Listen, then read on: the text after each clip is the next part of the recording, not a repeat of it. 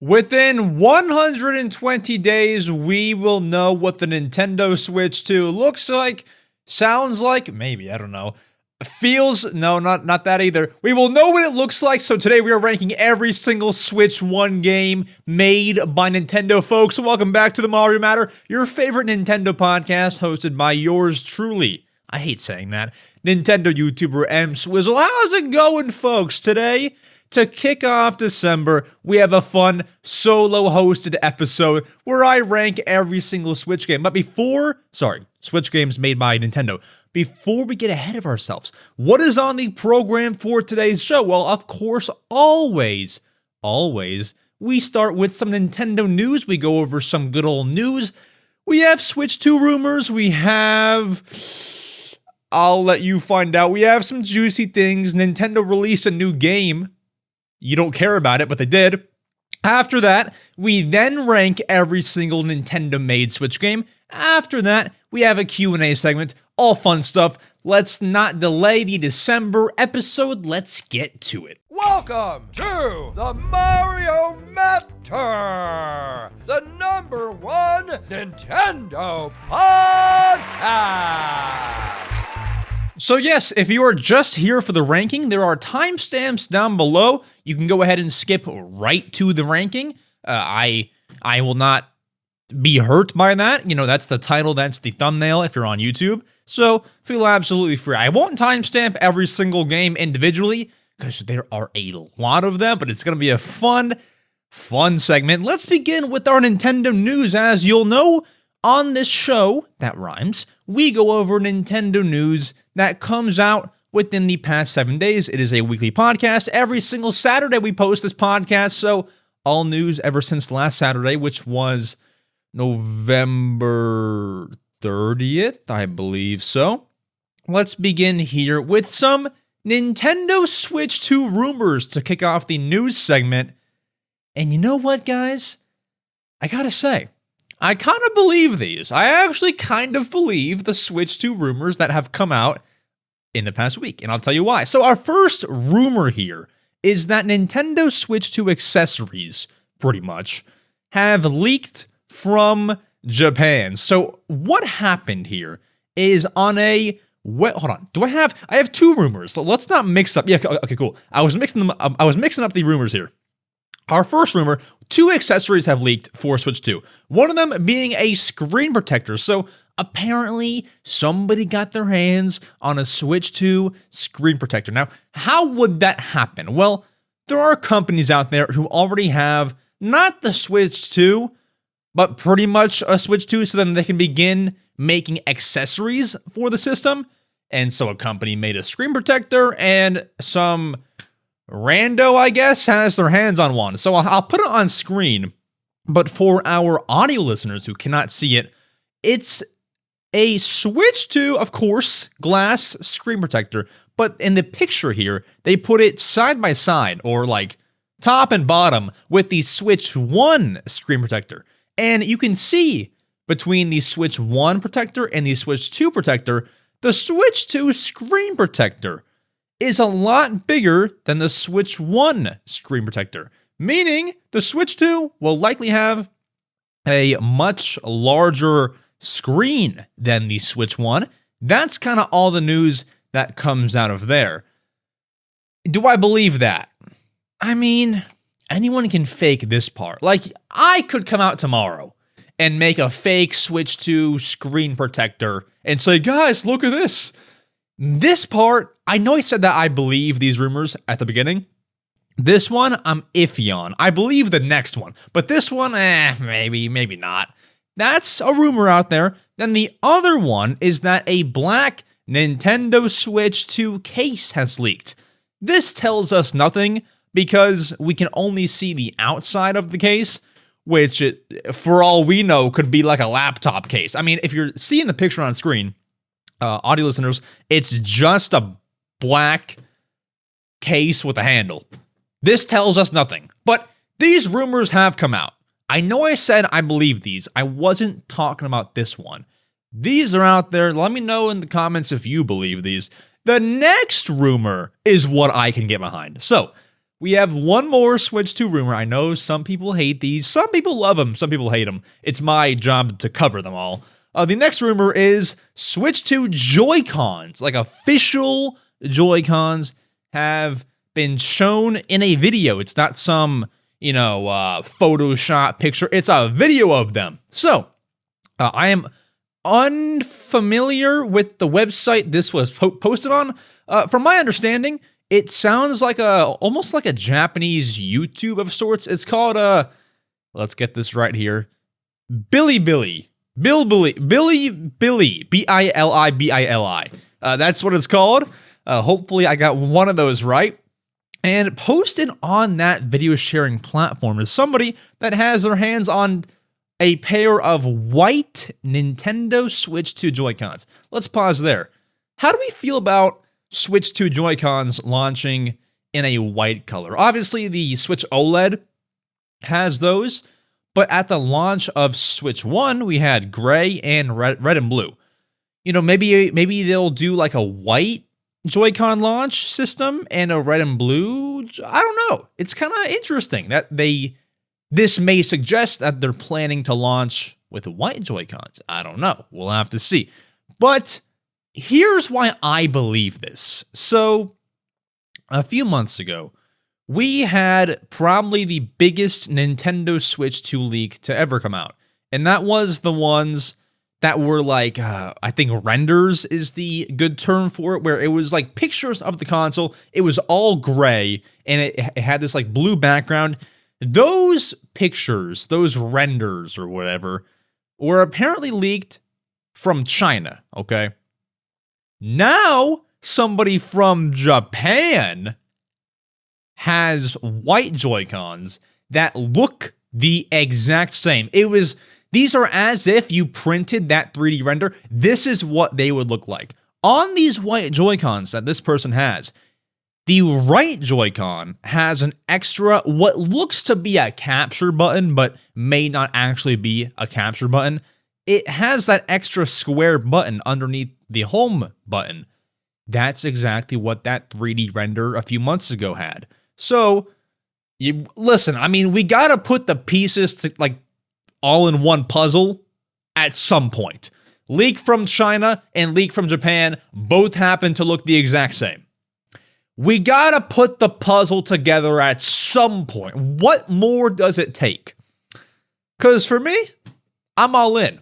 I believe this. I believe the Joy-Cons will look just like this. And they showed a video of them detaching the Joy-Cons, and it looked like that whole magnetic system thing. It seemed legit, man. And I'm not one to buy into every leak, although I do buy into a lot of them. This seems legit. Just the fact that it's repeated information. It's a few months ago we got leaks of Joy-Cons that look like these. Now, a few months later, we have somebody who has the Joy-Cons in their hand that looks exactly like the leaked version. Put the pieces together. I believe it. Let me know if you believe it.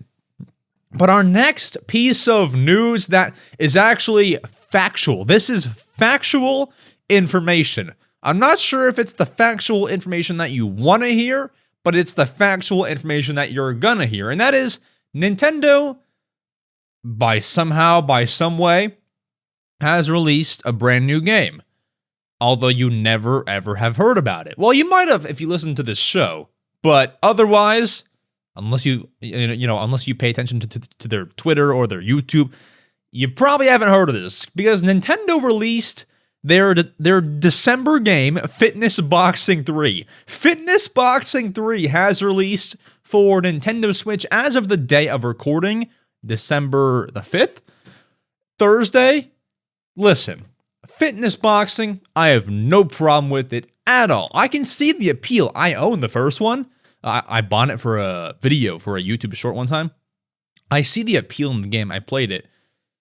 But Fitness Boxing 2 was a stretch. All right, we have the first one. We need the brand new one. Fitness Boxing 3? Help me. Help me understand what the difference is. And I'm sure that there's some sort of difference between Fitness Boxing 1 and 2 and 3. But for the outside consumer like me, I'm not picking this up. And I bought every single Nintendo game this year, apart from this one. I won't be buying this, not even for collector's sake. If you're into this, God bless. But it's not for me. It's not for me. But that did release, and all the news here that we have left is, well, this next one's pretty fun. But the one after that, yeah, it's just, kind of, we got to the meat. The next news is Animal Crossing Pocket Camp Complete released. So last week, we talked about how Pocket Camp was shutting down that week. Now, this week, they've released the new and improved Animal Crossing Pocket Camp Complete. It is $10 on Google Play, App Store, wherever you get your mobile apps from, until February, or specifically January 31st. Then it'll be increased to $20. So if you're thinking about buying, now is the time. Christmas Day is the time. The New Year is the time. Whenever you see fit, So look into that, and I have purchased it. I actually pre-ordered it because you could see it on the App Store before you can actually download it. So I pre-ordered it, and it downloaded automatically whenever it was released. To my knowledge, so Nintendo put out a tweet, I believe. So it was going to release December 3rd. They put out a tweet on the 1st or 2nd saying we're actually going to release the game a day early. So then that way, on the 3rd, everybody can find the game. It's all out. It's fully rolled out, everything. So I believe it downloaded overnight. I pre-ordered it maybe December 1st. My timeline's kind of foggy, and it might have downloaded like 3 a.m. December 2nd. I don't know, but I have the game, and it's fully out now. Now, here's my understanding, and here's where I'm going to be held accountable for when I made a mistake, okay? Listen, I'm the world's biggest Animal Crossing fan, self-proclaimed. No offense, okay? I'm just kidding. Please don't argue with me. I'm sure someone out there is a bigger fan than I am. I understood this game to be Pocket Camp, but fully offline. And then I go on Twitter and people are like, yo, add me on Pocket Camp Complete. You can add people? What does that consist of? People were making their own characters and profile pictures and saying, add me on Pocket Camp Complete. You can still add people. So what's the point of making the paid version? Is there still online? I don't know. I apparently need to learn more about this, but I've not played it yet. So maybe when I make my account and I get to play in Pocket Camp Complete, I'm going to tell you all my friend code or my QR code or however they share codes and become friends. I'm going to give you all my code when I start playing. I should play next week or this week because I hear there are some holiday seasonal events going on right now because it's December, so I should get into that sort of thing. We'll see, and I'll let you know my Pocket Camp code in the future. Our final piece of news, if you've been paying very close attention to Nintendo, this would be no surprise. Donkey Kong Land 3 has officially been added to Switch Online. Over the past few weeks, they added Donkey Kong Land 2 and 1, so now they're adding 3, just getting all of those games on Switch Online. It is the non-expansion pack version, so it's just the classic Game Boy, not Game Boy Advance, so you do not need the expansion pack to play this game. That is out now. But folks, that's our news segment. I've said this before on the podcast, but I want to say it again. I cannot wait. When we're in the Switch 2 cycle, we're going to have too much news to talk about. We won't have time to rank anything. It's all going to be Kirby game comes out next week. New ARMS 2 trailer released. New Pikmin trailer release. It's going to be too much to talk about. So I look forward to those days. But for now, we have to fill the gap. I think that we're not to toot our own horn, but toot. I think that we're one of the better at finding things to fill the gap with. Today, we are ranking every single Nintendo-made Switch game. Nintendo-made Switch game, meaning Nintendo published. So that would be Mario Kart, that would be Splatoon, that would be, any Nintendo game, plus games that they published. So Fitness Boxing 3 was not developed by Nintendo, if I have that right, but they are the quote-unquote publisher. So those games are in here too. So a good example of that would be, would it be Kirby? Kirby's made by HAL Laboratory, but it's a Nintendo thing. Would that be a good example? Something like that. Anyways, you know what it is. Let's go ahead and rank every single Nintendo-made Switch game on the Switch. Aside from, I don't believe Fitness Boxing was added here today.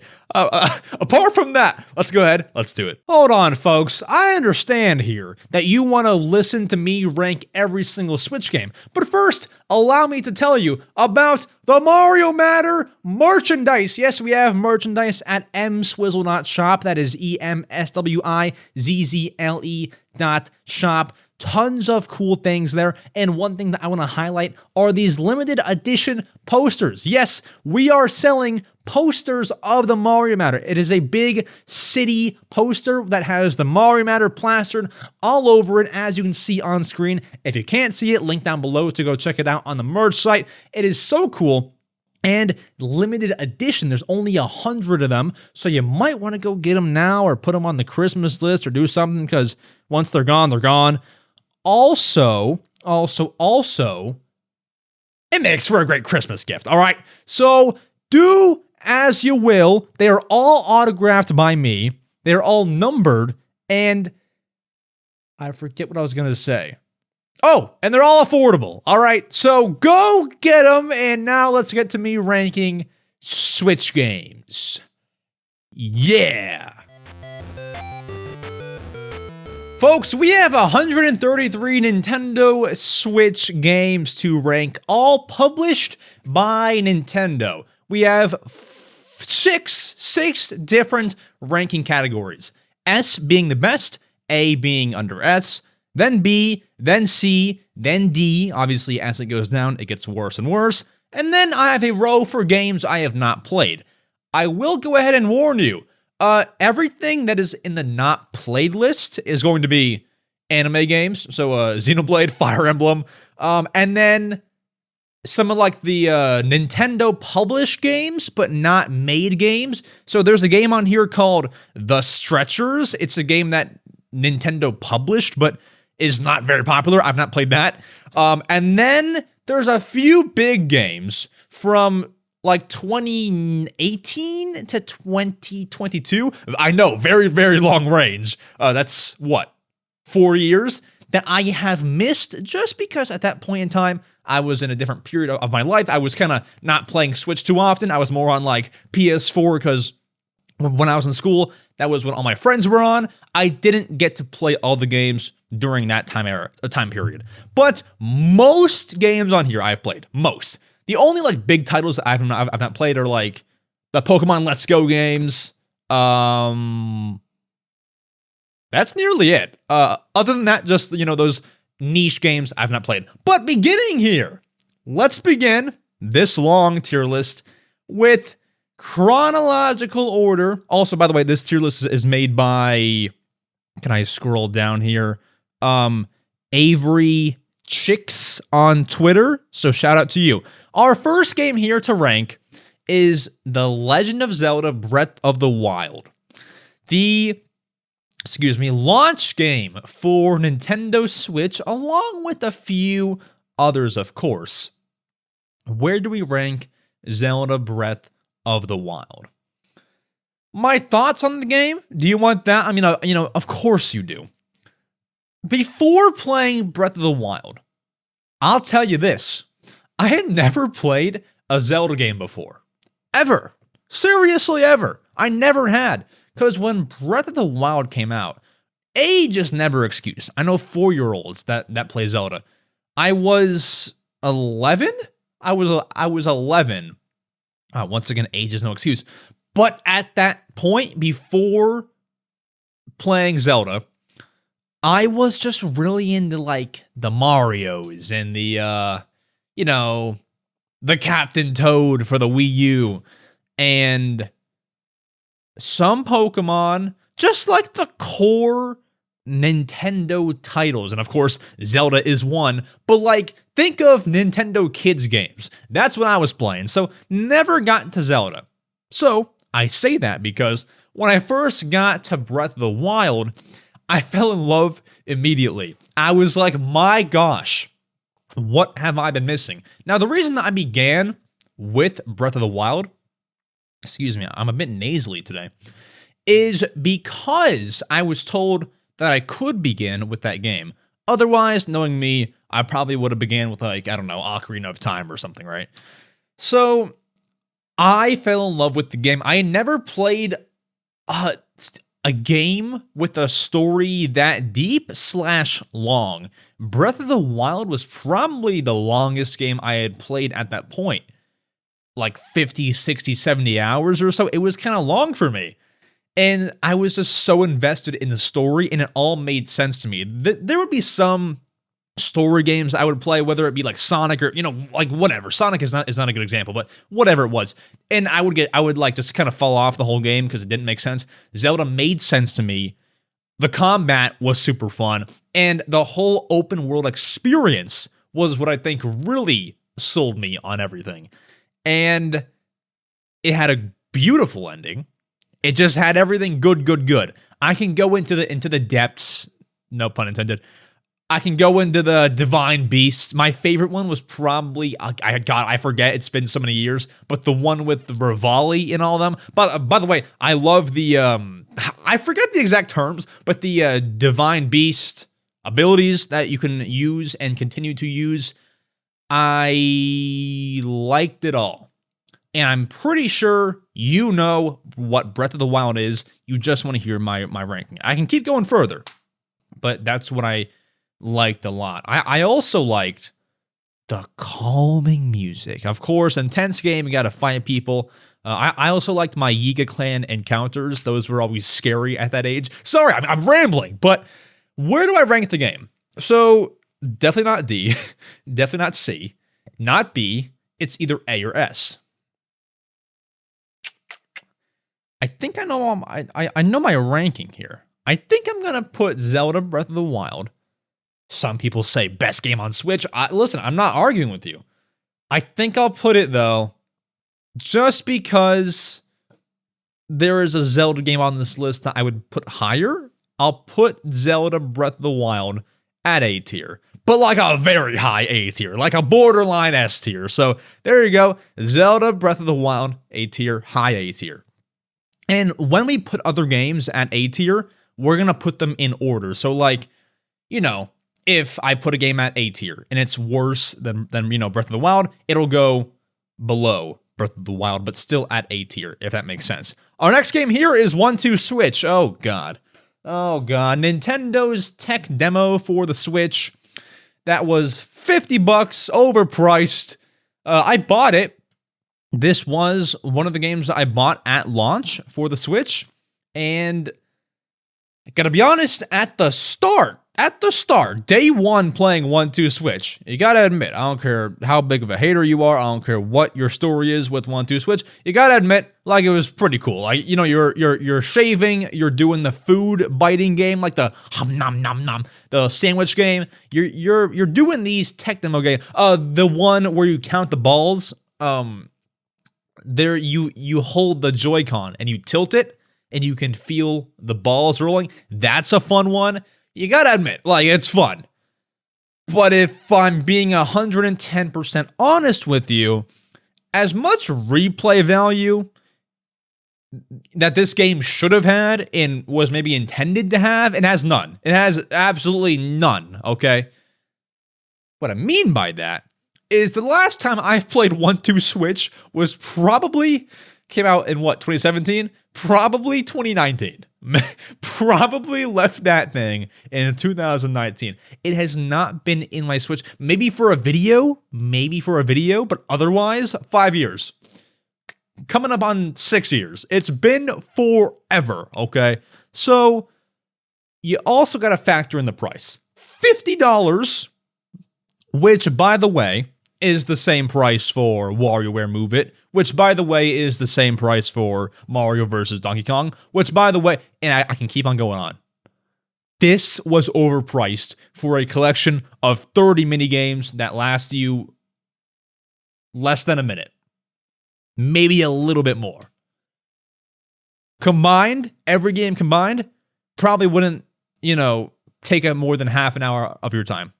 1-2 switch, bad value, not good for replay value. This could be like, I don't want to be that guy that puts one of the first games in D tier, but like, where else do you put this? Where else do you put 1-2 switch? I don't know. So I'm going D tier. D tier it is for 1-2 switch. Our next game, Snipper Clips. One of the other was it launch day? It was either launch day or very, very, very close. No. It was definitely launch day. Snipper Clips definitely launched on March 3rd because I went home with my launch day Switch and I needed more games than 1-2 switch. So I bought Snipper Clips and played that, and it was fun. Snipper Clips, I think, was one of the most creative games. I forget the price. Was it $20? If it was $20, that's great value. Because not only was it a puzzle game in itself, where you and maybe a buddy, or you and yourself, either one, have to like snip each other to make shapes to do certain things. Even beyond that main story, that main puzzle game, I remember just taking my Switch and putting it in tabletop mode, handing a Joy-Con to your friend, and you would play.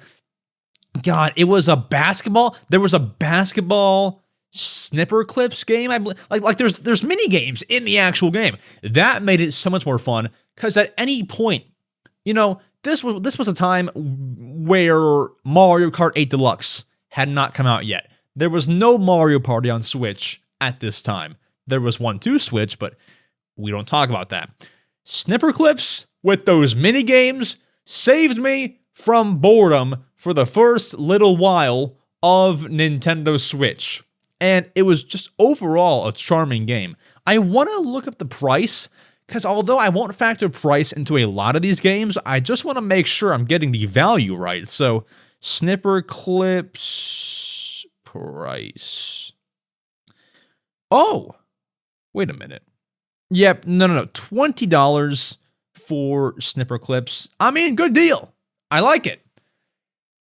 But where do we rank it? Snipper Clips, I'll put you at, well, for what it is, for the price. Like, it's not as good of a game as Zelda Breath of the Wild, but for what it is and trying to be, we have to rank on that. I would go A tier. I mean, like, there was nothing wrong with it. Like it was just phenomenal. It was fun. It was a good puzzle game to play with a friend or alone, either one you wanted, with mini games, so more content. Like 1-2 switch, they could add a new mode or like a new mini game matchup or even like a board game of some sorts, very low effort board game. They didn't do any of that. Snipper Clips though gives you more content. The game that you paid for itself, it's good. A tier it is. Next game, we can rank this fairly quick because everybody is familiar. Mario Kart 8 Deluxe released in April of 2017. What are my thoughts? I've had this game since May of 2014. I don't need to take too much time here to give my thoughts on the game. Absolutely wonderful. I don't know if we can rank with DLC as well. Let's leave DLC out of this, but with DLC, Mario Kart is even more of a gem. It's just the ultimate Mario Kart. Some people play Mario Kart 8 Deluxe and they're like, yeah, best game on Switch, but they're like, Mario Kart Wii is still my favorite Mario Kart.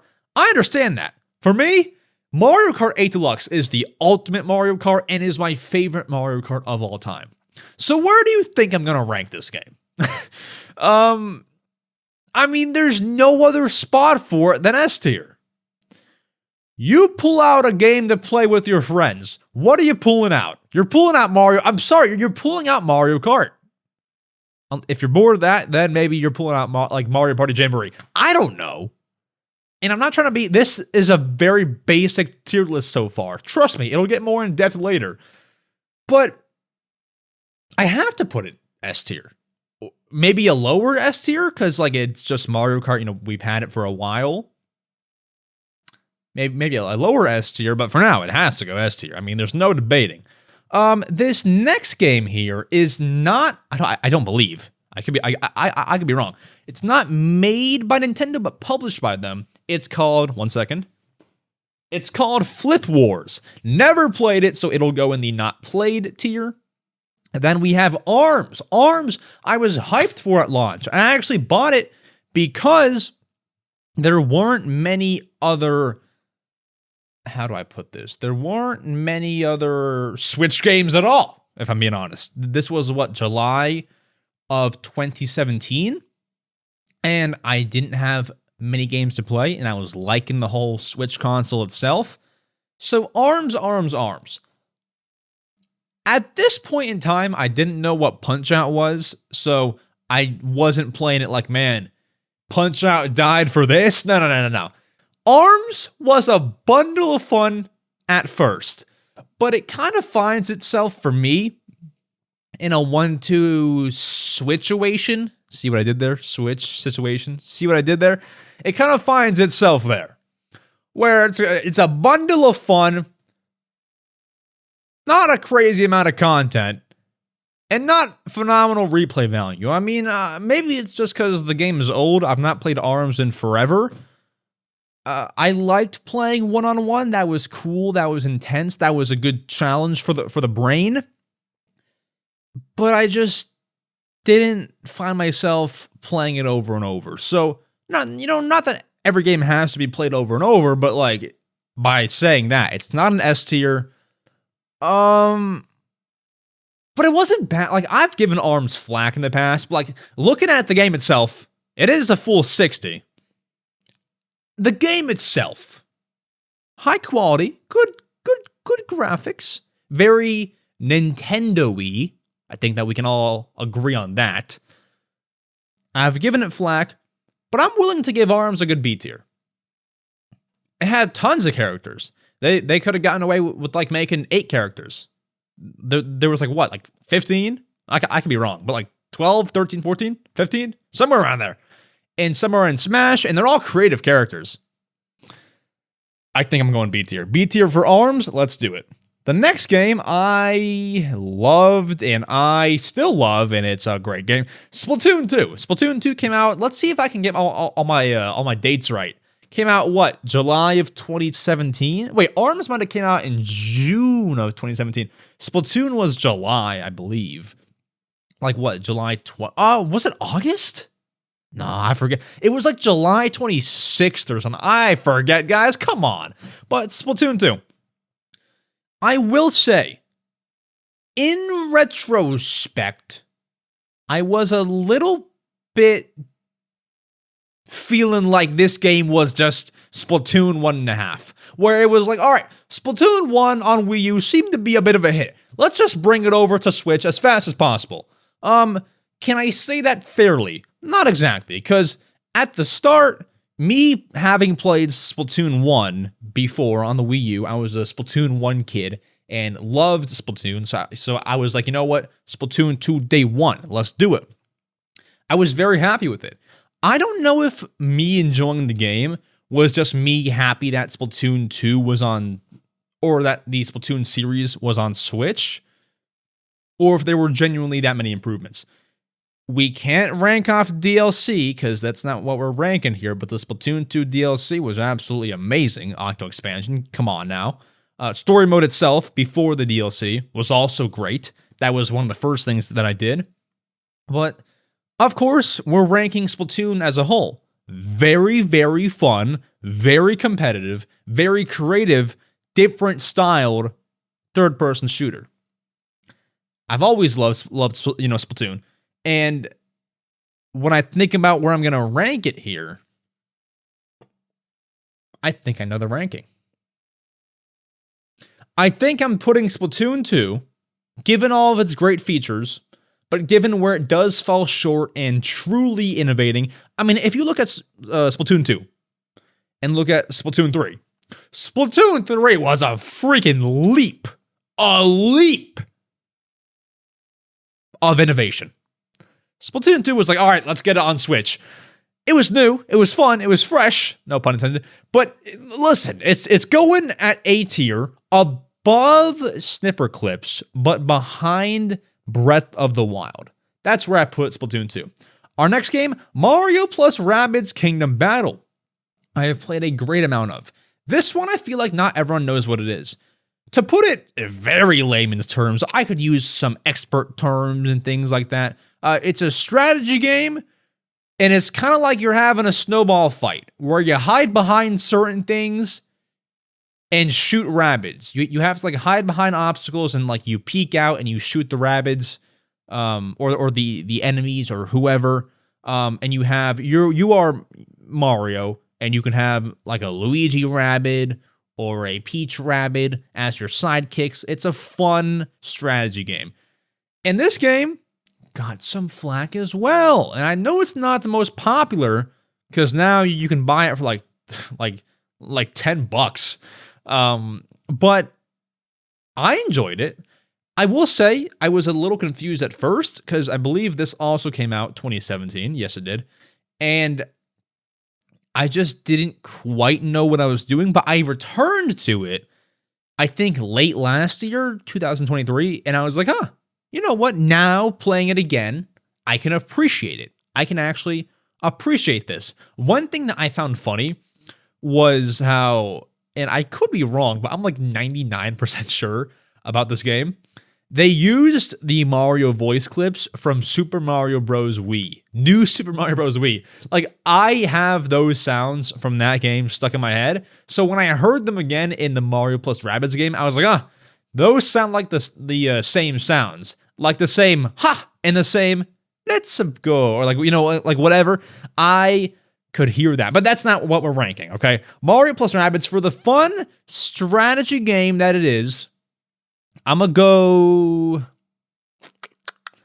Do we go behind arms? Do we go in front of arms? I think I'm cool with putting in that B tier behind arms, because it wasn't a super long game. It wasn't this mind-blowing game. I feel like that there could have been a little bit more story to it. I'll go B tier behind arms. Cool. There we go. Next game, Pokken Tournament. Have not played it. My brother had the first one for the Wii U, and it looked fun, but I wasn't that big of a Pokemoner, so I never played it myself. And then that carried over to Switch. I had zero interest, and still have no interest in playing Pokken Tournament. I'm sure it's great. I just don't want to play it. That's all it is. So that will go in the never played section. Next we have is these icons are tiny. It's a Fire Emblem game that came out in 2017. I have not played any Fire Emblem, so put it in not played. Mario Odyssey, dude. Big game after big game we're talking about here. Okay, let's talk about Mario Odyssey. What do you want to know? It was 3D Mario's grand return. And I hear a lot of people say this whenever I talk about Mario Odyssey. It was a good game, but I just have no desire to replay it. Scott the Waz said it to me. I believe some other guest that we had said the same thing, and I feel that way. So that's where I can knock the game a little bit. But besides that, it gave me, I wouldn't say Mario Galaxy vibes, but just I loved the amount of change. The amount of change in the game. One moment, you're walking around, I don't know what, a desert as Mario. The next moment, you're a pixelated Mario. The next moment, you're shirtless on a beach. There's so much change. This is not a part of the game, but like when I talk about this, I'm just like remembering all of the memories with the game. So I'm not ranking on this, but like the Mario cereal amiibo, like that was such a good tie-in to the game. It didn't do much, but it was cool. Just like everything about the game was very, very fun. And I enjoyed my time with Mario Odyssey. It was one of those games, like Breath of the Wild, where I didn't want to put it down. I thought it could have been a touch longer. There is a good amount of post-game. Like, if you want to, 100% the game, get all the moons, fun, right? Also, moons were a great way to kind of know that you're doing things in the game. That was nice too. And overall, just a solid 3D Mario game. And I think, if they made Mario Odyssey 2, I wouldn't be upset in the slightest. I would like to see something new. but I would gladly play it again. That's how good it was. And so with all that said, where do we rank? I think I know the answer. Yeah, okay. I'm going to put it, just because it does fall short in some areas, I'm going to put it A tier behind Breath of the Wild. So I would favor Breath of the Wild a little bit over Mario Odyssey. So I put it A tier underneath Breath of the Wild, but above Splatoon 2. So there we go. We put it there. Next, Xenoblade, have not played. Then we have another third-party game. Can I read the title? They're so tiny. Come on. Dragon Quest Builders. I heard that game is decent, but I have not played this. Next, we have 2 Bayonetta games. Have not played them either. But the game that I have played that we can now discuss is Kirby Star Allies. Here's what I hope Nintendo does not do with Switch 2. As fun of a game as Kirby Star Allies was, and can be, with a full multiplayer crew, I, too, once again feel like this was a little bit of like, all right, let's just get Kirby on Switch. Because a lot of people that I talk to, including myself, not that I talk to myself, but, don't love the game.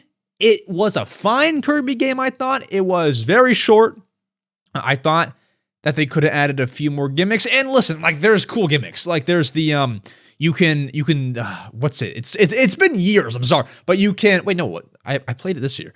You can throw the thing and become the enemy. Like, that's obvious. And obviously, that's a gimmick of any Kirby game. But, like, that was fun. That was a cool thing. And, like, you have this whole team that can fight for you and do things for you. Awesome. I like it. But something like even Return to Dreamland felt a little bit more enjoyable. I feel like that there was more substance there, more things to do besides like even just the main game. Star Allies was a fine game. I would put it at, I'm questioning my decision now. I think I'm going to put it at B tier. Behind Mario plus Rabbids, I think. So, yeah, I'll put it there. Then we have Zelda Hyrule Warriors Definitive Edition. There we go. So, this is my story. I bought that game physically. The physical edition is kind of rare. I sold it because I didn't love it. That should tell you where it's going to go. Hyrule Warriors is high quality, is fun. I can see the appeal, especially Hyrule Warriors Age of Calamity. I don't own the game, but I've seen footage, I've seen gameplay. I fully understand how people like these games. The story. I mean, I've taken cutscenes from that game, from Age of Calamity, for like videos in the past. I've taken cutscenes. The story looks phenomenal. But you're listening to my podcast. The game was not for me. I'm sure it's great, but it was not for me. So I'm going to take Definitive Edition Hyrule Warriors and drop it. I mean, it wasn't bad. Will you hate me if I put it at C tier? It wasn't for me. I don't know. It was not for me. I didn't like it. I couldn't go back to it. That's why I sold it. 2017-18 was like the point in time where I was like, you know what? I'm gonna stop selling all my games back to GameStop. I sold that one. I didn't like it. So I'm gonna put it at C tier. But I hope you can understand why. I just myself didn't like it. And then while we're on the topic, I'm gonna drag Hyrule Warriors Age of Calamity to not played because I've not played it. I'm sure that one's a better installment. Maybe I should try it in the future, but I have not played it for now. Next, we have 2 of the Nintendo Labo kits. So we have the Variety Kit to kick things off, then the Robot Kit. Let's talk Nintendo Labo Variety Kit. I owned all the Labo kits except for the Vehicle Kit. I cannot speak for that one, but the Variety Kit, I think, is the best Labo kit out there. It's discontinued now, but it was a nice Nintendo passion project. And after seeing the success of the Switch, this was just like a very cool direction. It was a very Nintendo direction. No pun intended. Let's talk about the kit itself. You had the piano. Let's talk about that first. Being able to make a piano out of cardboard, obviously it's not a good piano. Obviously not a real piano. For what? $60? 70, however much this kit was, coolest thing in the world. Building all of these all of these items in the one kit took you hours. It was so cool. It's like, what's the comparison I'm trying to make here? Like making it yourself, then being able to enjoy it. That element of the whole Labo sphere was just the coolest thing for me, especially, like, I'm not sure that I was the target age group, but in 2018, I was what? I was 12. 12-year-old me loved this. I loved this. Making a piano, making I didn't really make it. It was very simple. But that little bug thing that you attach the Joy-Cons to, and then it can, like, roam around with the control of your Switch. Dude, like, that's the coolest thing for me. I don't know what it was about that specifically. There was also a house that you can make. Now, I will say, all of the Labo that I made is now in the dumpster. I don't know where it is. I couldn't find it if you asked me. It just took up too much space.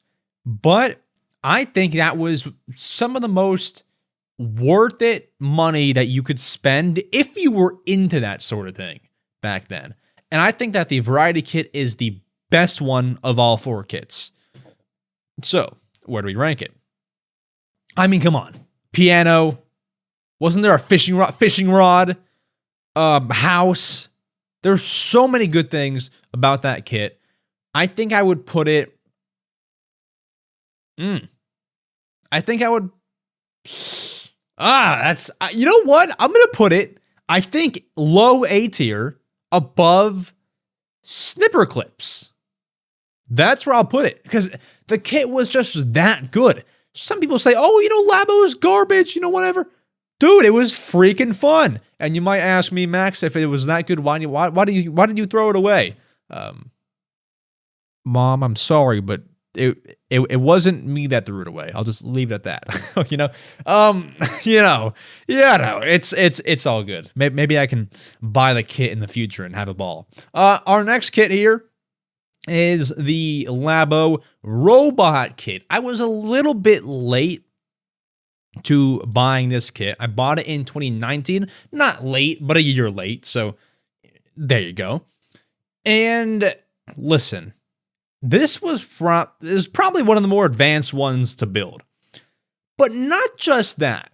Once I had the robot kit built, it was even just a nightmare to set up. Like, I did not feel like strapping all of this stuff to my body.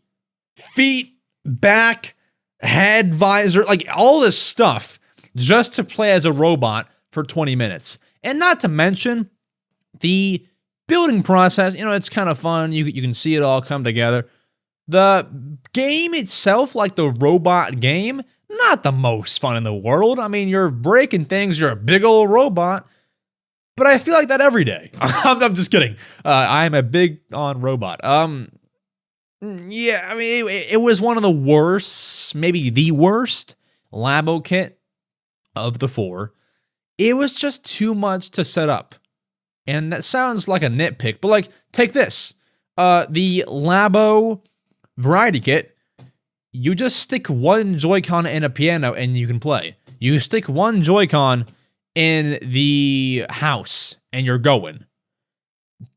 The robot kit, put on the backpack, get your feet in these things, put on the head visor, the backpack might fall apart while you're playing. It was a nightmare, dude. So I'm going to put it honestly, very honestly, high D tier. So D tier above 1-2 Switch. That's very honestly where I put it. I'm sorry, okay? Next, Donkey Kong Country Tropical Freeze. I had this game on the Wii U, so to have it come to Switch was awesome. We can play it in glorious handheld mode. I mean, you kind of could if you played it on the Wii U gamepad, but, without that glorious handheld mode. I mean, I would say this is my favorite Donkey Kong Country game. And if Nintendo wants to overtake that, they're going to have to make one heck of a new Donkey Kong Country game. And I look forward to it. I certainly do.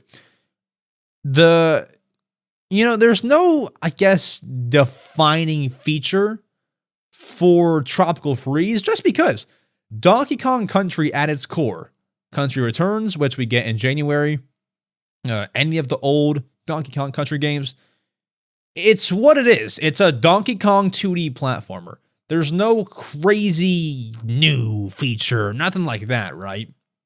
But I think it was just Donkey Kong Country being the best at what Donkey Kong Country did. Like, it's the same base, but these new levels, these new bosses were just better than the previous games. So for that reason, I think it's my favorite.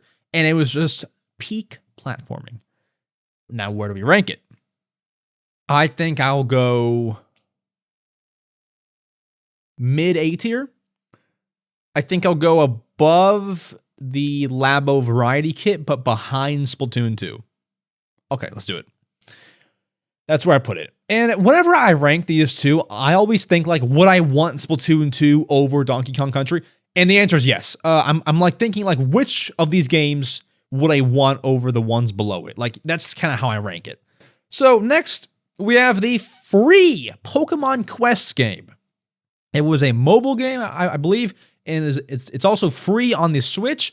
I have it downloaded, but I have never played it. Just because I figured it's a mobile game, I'm not super interested, but I'll just download it in case I ever get bored. Never had been bored because it was like 2018 or 19 when all the great Switch games were coming out. So I never played it, unfortunately. Let me know how it is, though. Should I play it? I don't know.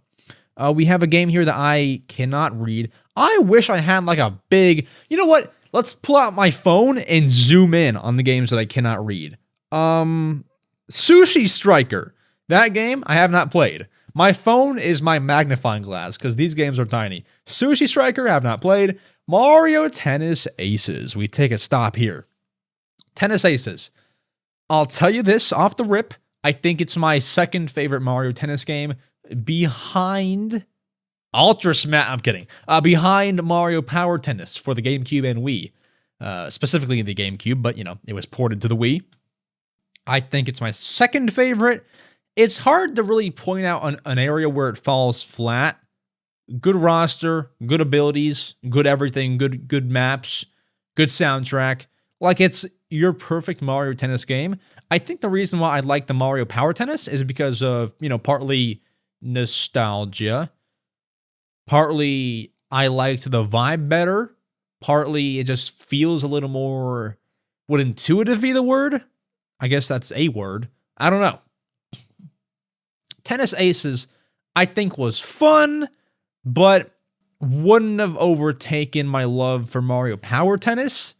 But it was fun. I mean, it was fun. Like, I would not feel at all embarrassed. I would like to have a friend over and play Tennis Aces. I would play Tennis Aces probably over Power Tennis if I had a friend over. I would use it in that kind of context.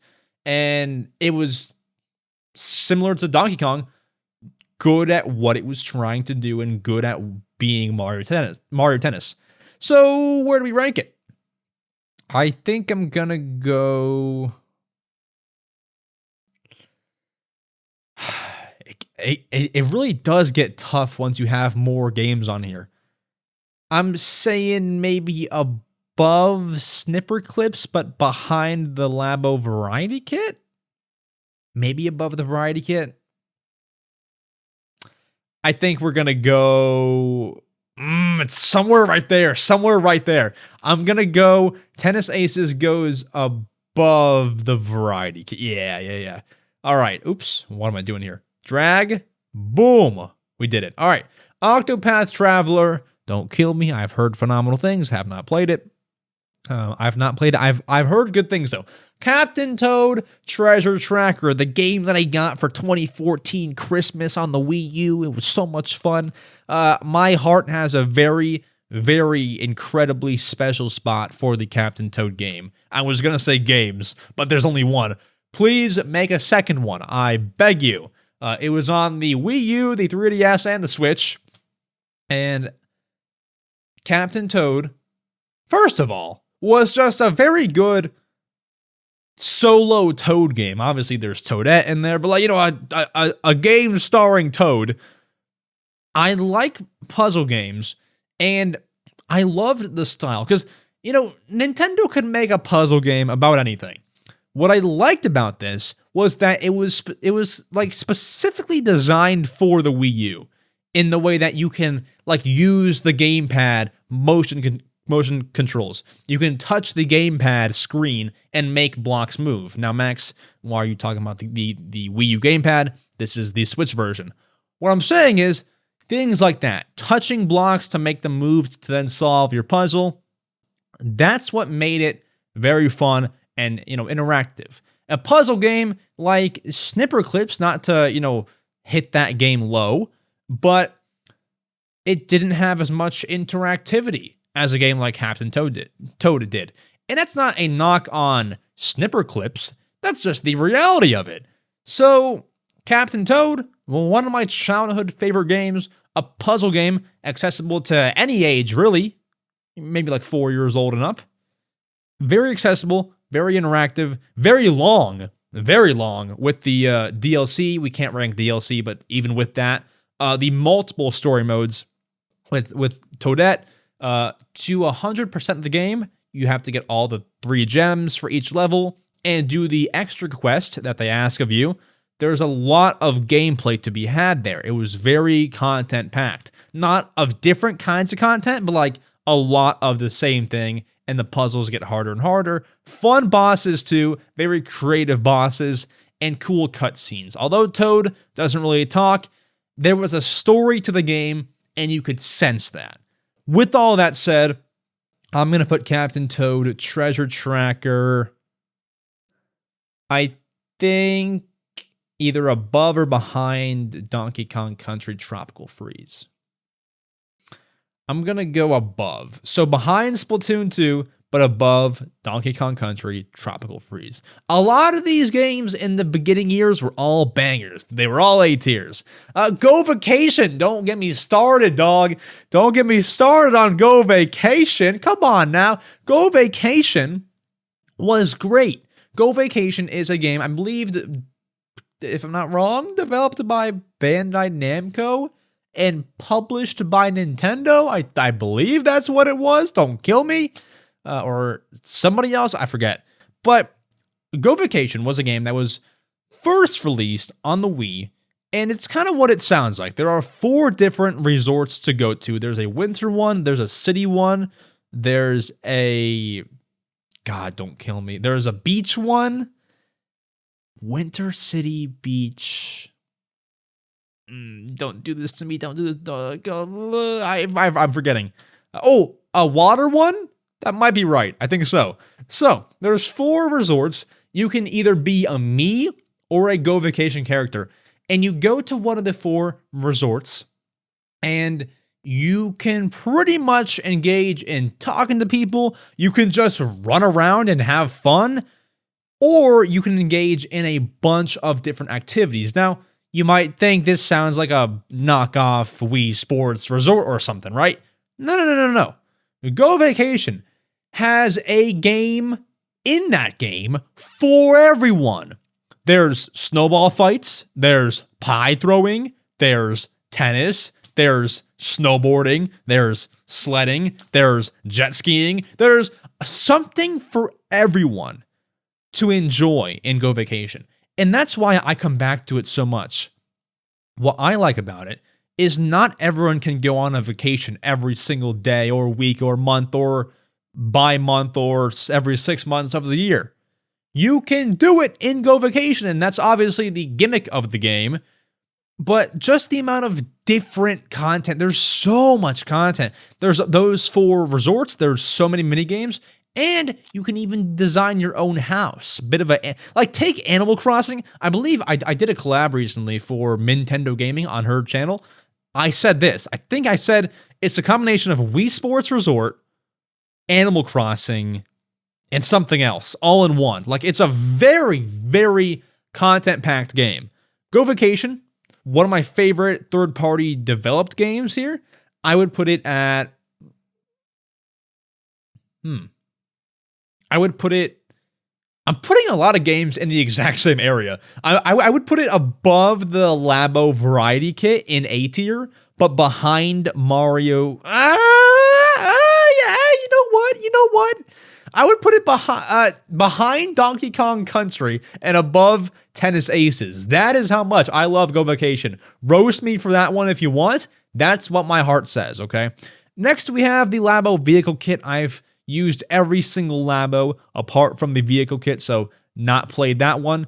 But we have the VR kit coming up, so we'll talk more about that in a minute. We have Xenoblade Chronicle. I've not played Xenoblade, I'm sorry. Then we have Super Mario Party. Super Mario Party. Where do we rank you? Now, Super Mario Party was a cool concept, and obviously it was pretty good if they made a Super Mario Party Jamboree to follow it up, right? You know, must have been pretty good, I would say. I have this fond memory. Me and my cousin played it on a flight to Hawaii for like 6 hours. It was nuts. It was great. And then my Switch died. Not fun. Not fun at all. I'm surprised it even lasted 6 hours. I might have had it charging for a little bit, but 6 hours it was. And I will say, it certainly felt like a little bit of a weird step for Mario Party.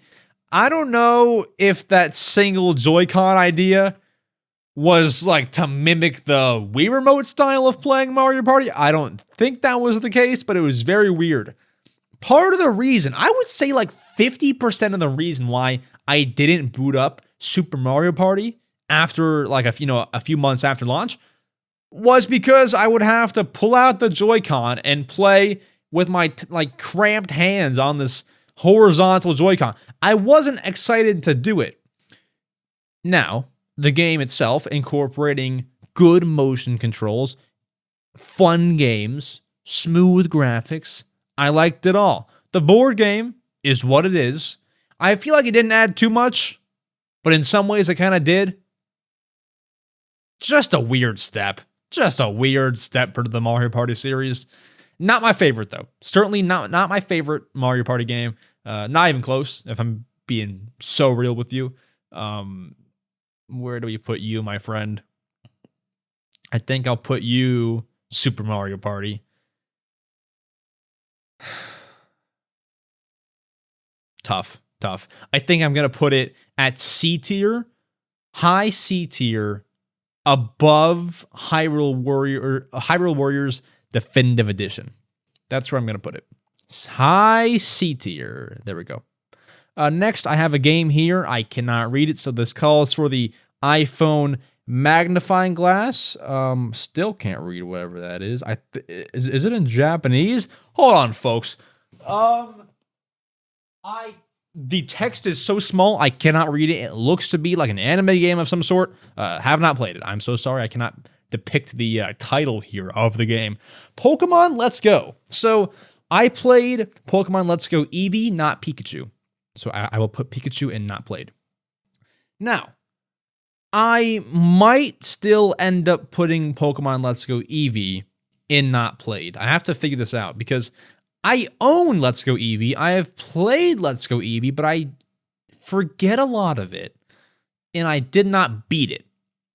So by that, I mean, I've played it. I didn't beat it. Do I feel comfortable talking about it and ranking it? I really don't. So I might just skip this one because I don't feel confident in my ability to properly rank this and do it justice. I'm going to say not played, but I have played it. That's not totally true. I just can't rank it. So there you go. It's in not played. But next we have Smash Bros. Ultimate, a game that a lot of people love.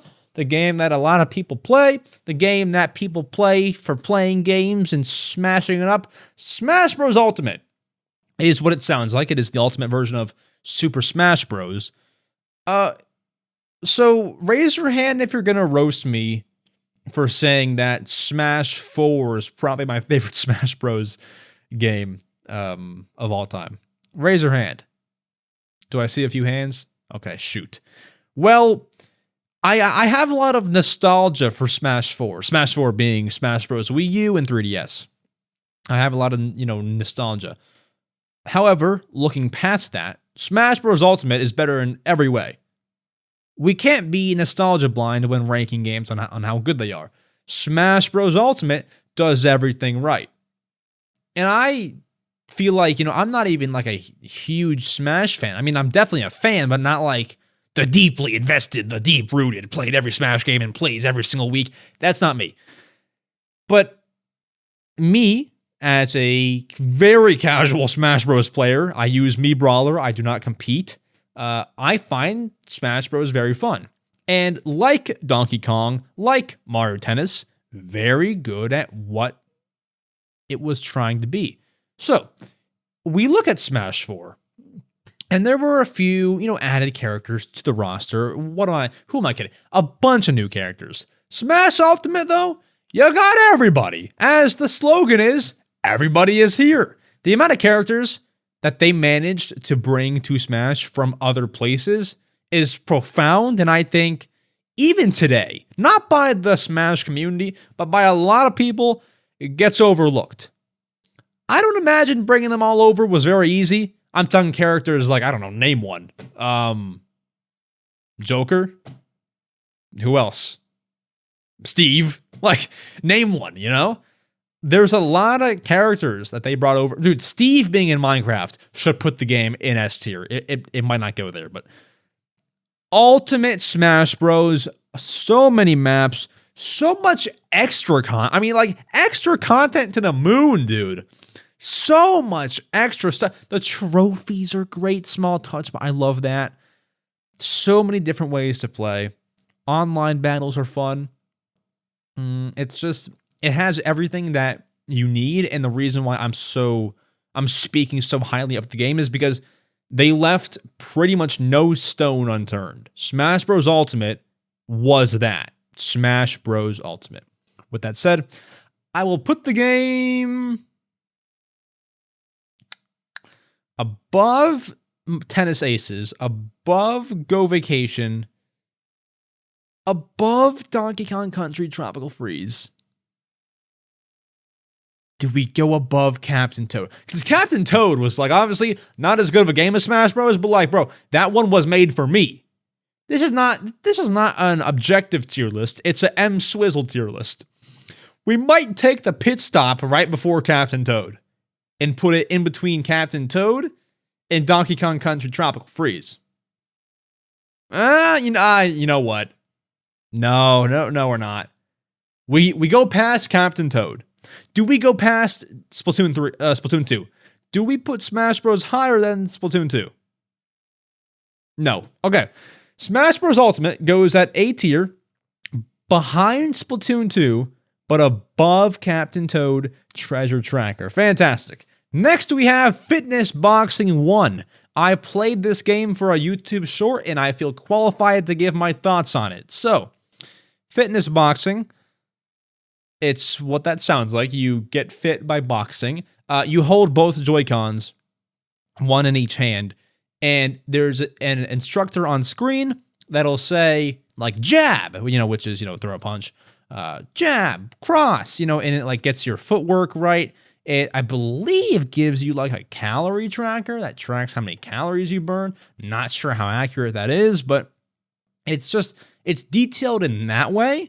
And, it was charming. If you're somebody who maybe is a hobbyist boxer a hobbyist as in, you don't... Because I've went to tons of boxing training classes in my life. I used to do it. Now I stopped because I don't want CTE.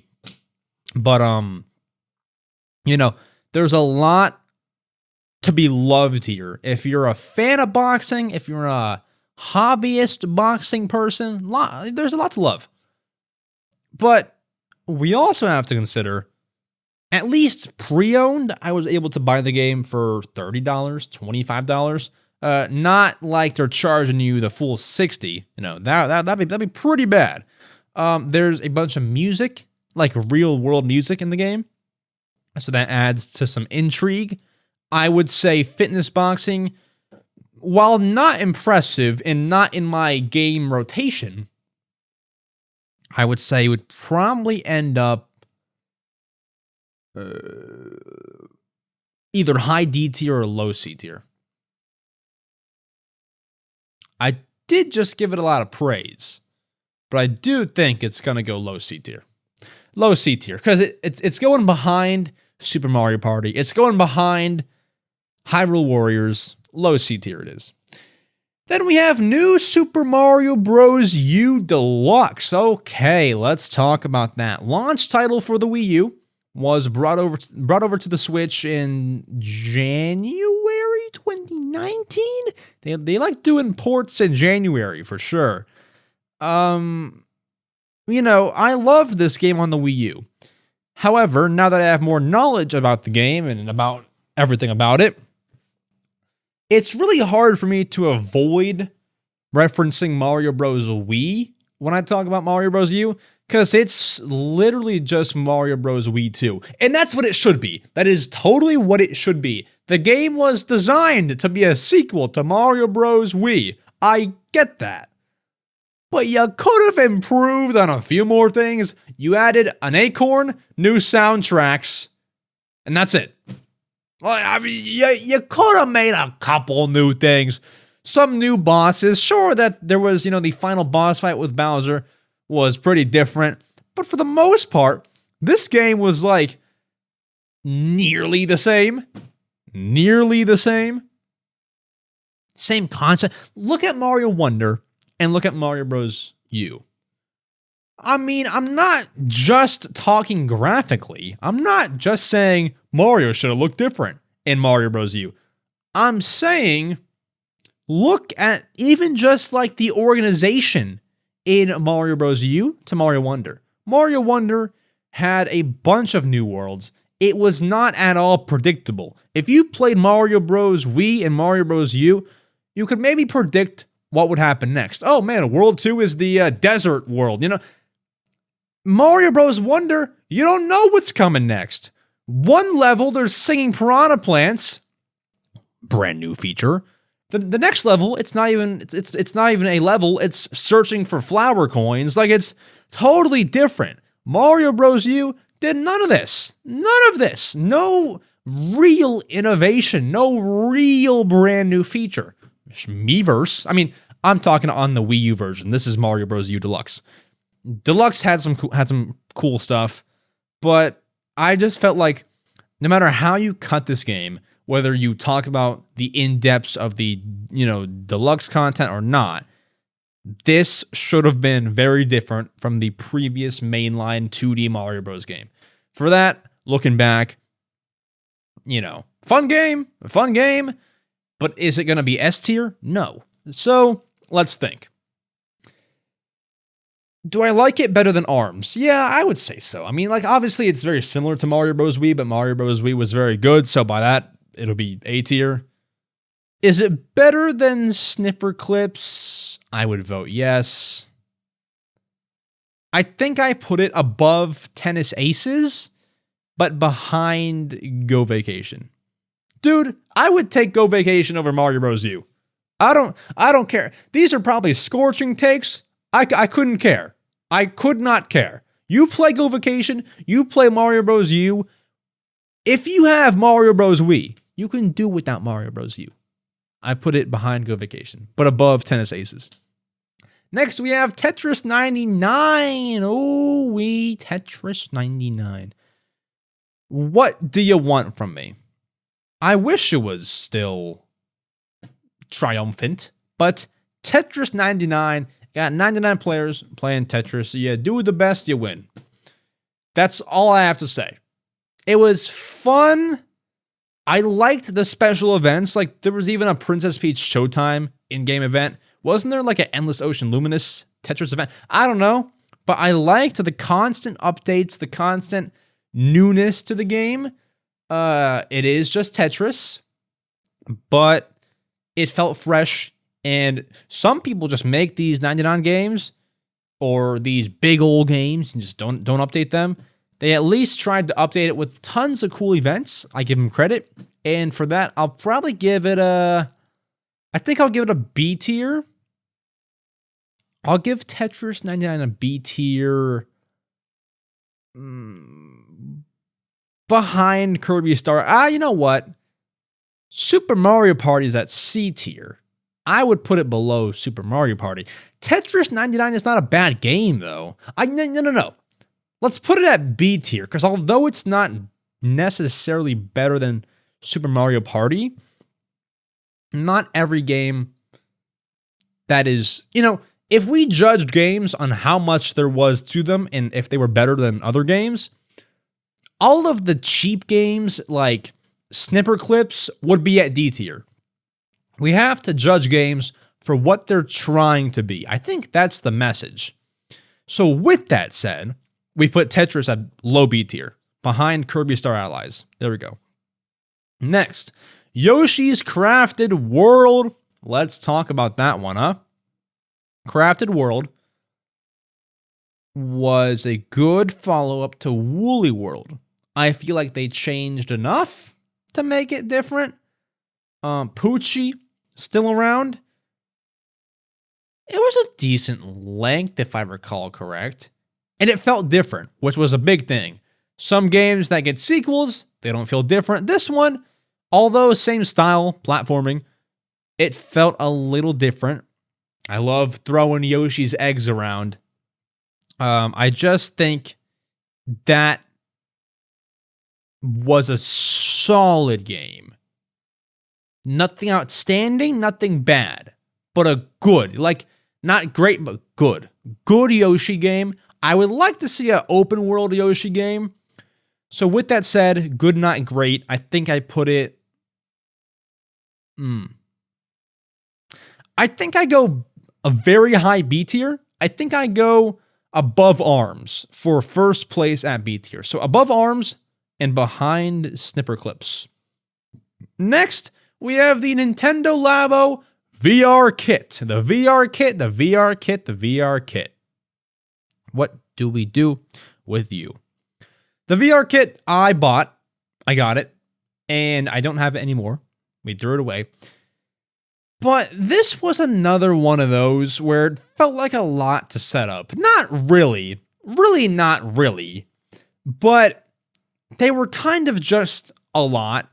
So one of the ones was that Blaster game. That was pretty sick. Bro, the Blaster VR game, you look around and shoot enemies. That was pretty cool. The Blaster would get jammed sometimes, but you know what? It was pretty cool. If I can recall correctly, I believe it got jammed, right? That was how it worked. I forget. The camera game, it was pretty neat. It was pretty cool. The one game that I was like, what the heck am I even doing? I forget what exactly. Was it like a frog jump game? Where you sit down and that fan blows on you? While you jump? Whatever that was what am I even doing? I look probably stupid right now. I felt like they could have come up with some better VR games. Now, I will give credit. There was a lot to it. And also, not to mention, with this VR set that you get in the Labo kit, you can then go and use it with Breath of the Wild. You can use it with Captain Toad. And I believe Mario Odyssey. A few games there. So it gets credit for that. But some of the games kind of fell flat. How long can you take pictures underwater with the camera? Was it underwater? I'm mixing these up a little bit. I believe it was an underwater camera. How long can you do these things? I feel like the variety kit, of course, not a real piano, but you can play that piano whenever you want. Are you going to do the Blaster game every day? Not really. So VR kit, I wouldn't say it was bad. It was more so middle of the road. I would say VR kit goes C tier. No. You know what? I might move Super Mario Party to a low B tier. Because it feels terribly wrong. Okay. Super Mario Party goes to a low B tier. VR Kit Labo goes to a high C tier, above Hyrule Warriors Definitive Edition, and behind Super Mario Party. Perfect. Box Boy and Box Girl have not played. I know Josie Woe speaks highly of this game. I have not played, so I will put it at not played, as you know. We have our next game here. Oh, I believe this is, I looked this game up beforehand because this came out 2019 and I never really knew about it. Cadence of Hyrule, that Link game collab thing. I never played that. I never even knew that it existed until recently, so never played. Mario Maker 2, Pit Stop, all right? Mario Maker 2.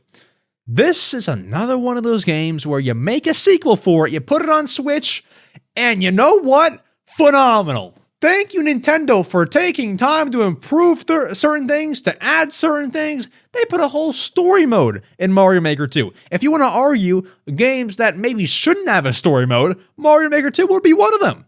They put a story mode, good level design in there. It was like playing a new Mario game, 2D Mario game, before the next 2D Mario game. It was like a little snippet almost. Not exactly, because these levels were a bit more creative than 2D Mario levels would usually be, but it was kind of like that. It was kind of like playing those levels before we get Mario Wonder.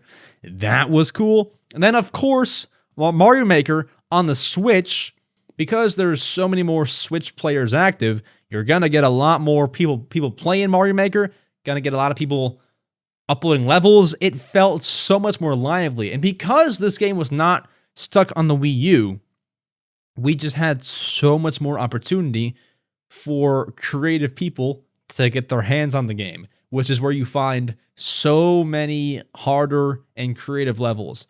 There was such a good YouTube content creation space for Mario Maker 2. People just playing levels. This game was truly the sequel everyone needed. They added new things, story mode, new items, made it all better. It all worked great.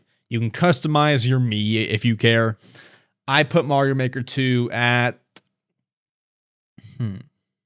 above Tennis Aces, above Mario Bros. U, above Go Vacation. I don't play it that much. Let's go above, above Go Vacation and behind Donkey Kong Country Tropical Freeze. Cool. Then we have another game I have not played, iPhone Magnifying Glass. What does it say? Dragon Quest Builders 2, have not played. Marvel Alliance, also have not played that one. Fire Emblem, as we know, have not played that. There's another game there, have not played this. It is a third-party game. Kirby, what's it called? Kirby Clash? Super Kirby Clash? Have not played that one either. Damon Machina thing? Have not played that. I feel so uncultured. Link's Awakening. I've played Link's Awakening, but I've not beaten it. I don't feel credible enough to talk about it. We move on. There's another third-party game. Now we can stop. Oh boy, take a breath. Now we can stop. Ring Fit Adventure. A game that I have played. Let's talk, okay? Let's freaking talk. Ring Fit Adventure. Did I not put the Marvel game and not played? Like a Marvel game not played. Ring Fit Adventure. I think this was another one of those, similar to Labo, one of those Nintendo-y ideas. Hey, let's take working out and a game and put it into one thing. When Ring Fit Adventure came out, this was what, 2019? At that point in time, I was buying, Mario Maker. I was buying, wait a minute. I accidentally put Luigi's Mansion 3 in not played. Whoopsie. Okay, sorry. Ring Fit. Ring Fit was a game that I really wanted in 2019. I didn't get it until I think my birthday of that year, and then I really loved it. I, at that point, was into working out. Still am. I got a comment on one of my shorts the other day saying like, "Wow, you're really fit. Good for you." Or sorry, no, "Wow, you've really gotten fit. Good for you." Thank you, but maybe the sweater I'm wearing doesn't do it justice. I feel like I'm in decent shape. I don't know. Maybe not. Who knows? With that said, Ring Fit, I think, was the perfect game to make for an exercise X video game. It was perfect. It was a good boss. You even had some story, and the ring that it came with was the perfect accessory. You can make an exercise game with just the Joy-Cons. Oh, hold both Joy-Cons and sprint in place, whatever. They went out of their way to make a ring which can be used in tandem with ab exercises. You can push the ring in and like you can change the resistance, right? That's pretty freaking cool. I think you can. I could be wrong. You can do that. It was just a good accessory, a good multi-purpose accessory for exercises in the game is what I guess I'm trying to say here. And yeah, lengthy game, and there's still a lot to do even if you beat the game. It was just a really good, I believe, $65, $60, $75, whatever it was, good value, really good value. And what I like about it is neither the exercising or the game is neglected in favor of the other. So the game doesn't suffer to focus on getting you exercising, and the quality of exercises and the amount doesn't suffer in favor of making the game and story better. It was equal. I liked that a lot. So Ring Fit, we put you at we put you at above Snipper Clips, above Variety Kit, above Mario Bros. U Deluxe, above Go Vacation. Dude, Go Vacation is like the gatekeeper here. If you're above Go Vacation, you are in. Tough. I'm going to say behind Go Vacation just because, bro, I'm not pulling out that Ring Con again just to get back to playing. It could have been a bit easier of setup. Listen, bro, putting the Ring Con, Joy-Con on, and the leg strap, not a hard setup, but sometimes even just that little bit of a mental block will make you not play the game anymore, so I put it behind Go Vacation. But very good. Luigi's Mansion 3. Oh, you gotta love it. You gotta love it. Mansion 3, I was a big fan of Mansion 1. I had played but not beat Mansion 2 at that time. And Mansion 3, I was very into. It was kind of sucky that it came out when, on Halloween, because now we're into November. It was kind of a Halloween-y game. So I actually didn't play it until October of 2020, 1 year late there. And what I like about it is the fact that they went away from what Luigi's Mansion was turning into. If you look at Luigi's Mansion 1 and then 2, I mean, it's same concept, catch ghosts, but it's pretty different. The style of Luigi's Mansion 2 was level-based, didn't like that. The controls, the puzzles, things were a bit different and harder. Luigi's Mansion 3 felt like a bit of a return to form. This is the Luigi's Mansion that I know. This is the one that I like. You got all the elevator floors. That's awesome. You got new ghosts. Obviously, it's a new game. You should have that. Great. A lot deeper puzzles, I would say. There's more to do. It's deeper, if that makes sense. Not harder puzzles, but there's more to figure out and more to explore, I guess, would be how it's best put. And lengthy game. So with that said, Mansion 3, very solid. where do we rank? Go Vacation is such a gatekeeper. Whenever I rank a game, I'm like, all right, is it better than Go Vacation? I would say yes here. Yes, okay. Better than Mario Maker 2? Yes. Better than Tropical Freeze? Donkey Kong? That's where I'm stuck. That's where I'm kind of yes. Okay.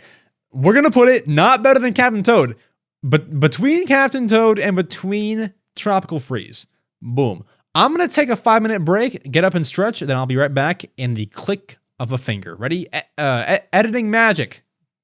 And I'm back. Next, we have Mario and Sonic at the 2020 Olympic Games. Okay, this was the final entry in Mario and Sonic, the whole series. What do we rank this? Where do we put this? Now, my favorite Mario and Sonic game is Mario and Sonic at the Rio 2016. But if I'm being real, this is kind of like, it was kind of like the love letter to that series. This was kind of the ultimate Mario and Sonic game. It was the ultimate. It was the definitive. It had soccer or football, whatever you call it.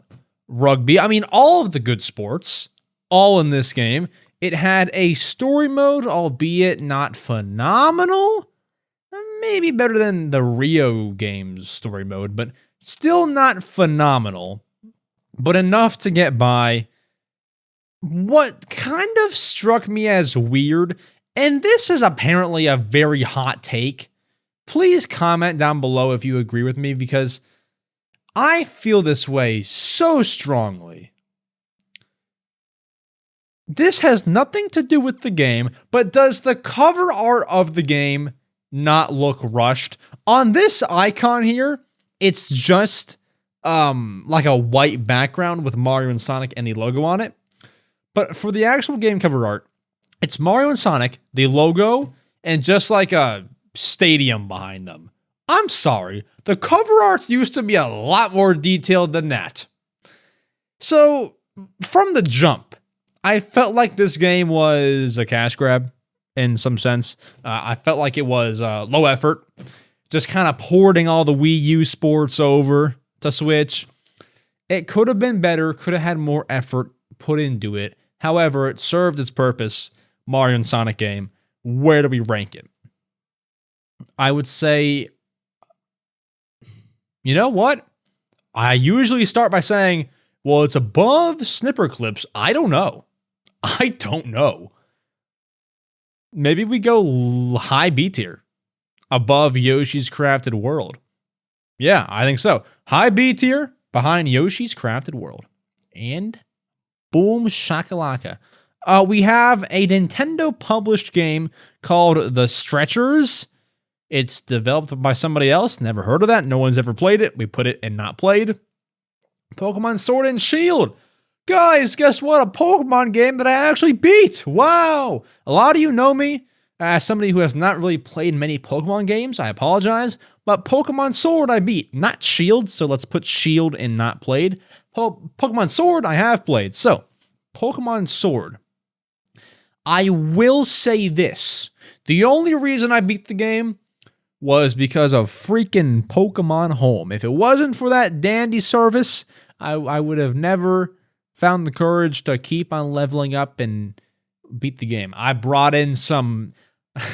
I brought in the big guns, okay? I brought them in. And Pokemon Sword, I think it's hard for me to really say because I've not played every single Pokemon game, especially, chronologically. So it's hard to kind of compare and contrast. But I definitely had, in this sounds so basic, but sometimes you need basic commentary. It was a very, I thought, without having played every Pokemon game, a very solid Pokemon game. I didn't really go through the game and find things wrong with it. Like, man, I wish that was different. It felt fine. Maybe that there's some games with more depth, with better story. I would have to play those previous or future Pokemon games to find out. from what I played, only having played Pokemon X, Pokemon Sword, and some of Leaf Green, and some of Violet, it was solid. I liked it. I didn't beat the game and was like, man, I wish it was a little better than that. I liked it. So ranking it above Snipper Clips, above the Variety Kit, but we're kind of putting the brakes on here. I think it would go above. I think it goes above Tennis Aces, above Mario Bros. U Deluxe, but behind Ring Fit Adventure. I think that's where we rank Pokemon Sword. A lot of A tiers, man. A lot of solid Nintendo games. Next we have Dr. Kawashima's Brain Training. This, if I'm not wrong, was only released in the UK and Japan. I don't think that we have it in America. I've never played it. But honestly, I would love to. If there's a good spot to buy this game, let me know. I would like to play it. There was one for the DS, right? Like, it's a cool thing. I just have not played it. We have a third-party game. Then we have Pokemon Mystery Dungeon DX, I believe. Yeah, okay, that's what it is. I've played the game. I have not beaten it, but I do feel somewhat qualified to give my thoughts on it. I will say, as charming as the game is, as cute as the art style is of this game, and how vibrant it is, and how cute, yeah, just how fun and upbeat. For me, this game got repetitive. I felt like I got kind of lost in what I was doing. It just wasn't the ultimate Pokemon Mystery Dungeon experience. Hence why you don't see too many of those games being made anymore. I liked the concept, but I felt like either not for me or just repetitive, in my opinion. So Mystery Dungeon, maybe it got better later on in the game. I played a few hours of it. I would put it low B tier, behind Super Mario Party, or high C tier. I think high C tier. High C tier. I liked the game a lot. I gave my, good input on it, but when we're ranking it, we can't put it too high. Next up, guys, I'm going to need a little bit of a pit stop. Pit stop, put on the brakes, everyone get out. You have 15 minutes, then the bus is going to start moving again. 15 minutes, go stretch your legs, go to the bathroom, pit stop, right? Do you guys know what my favorite Nintendo Switch game is of all time? Because we're here. Think about March 2020. Animal Crossing New Horizons. So before I even start, I would be lying if this was not my number one S tier, and that will not change for the rest of the list. Animal Crossing New Horizons is my favorite Nintendo Switch game of all time. I have talked about this game so many times, but I'll give you the short version. It's not my favorite Animal Crossing, but it's my favorite Switch game of all time. The amount of hours I've put into the game are 2,000 plus. It's so freaking good.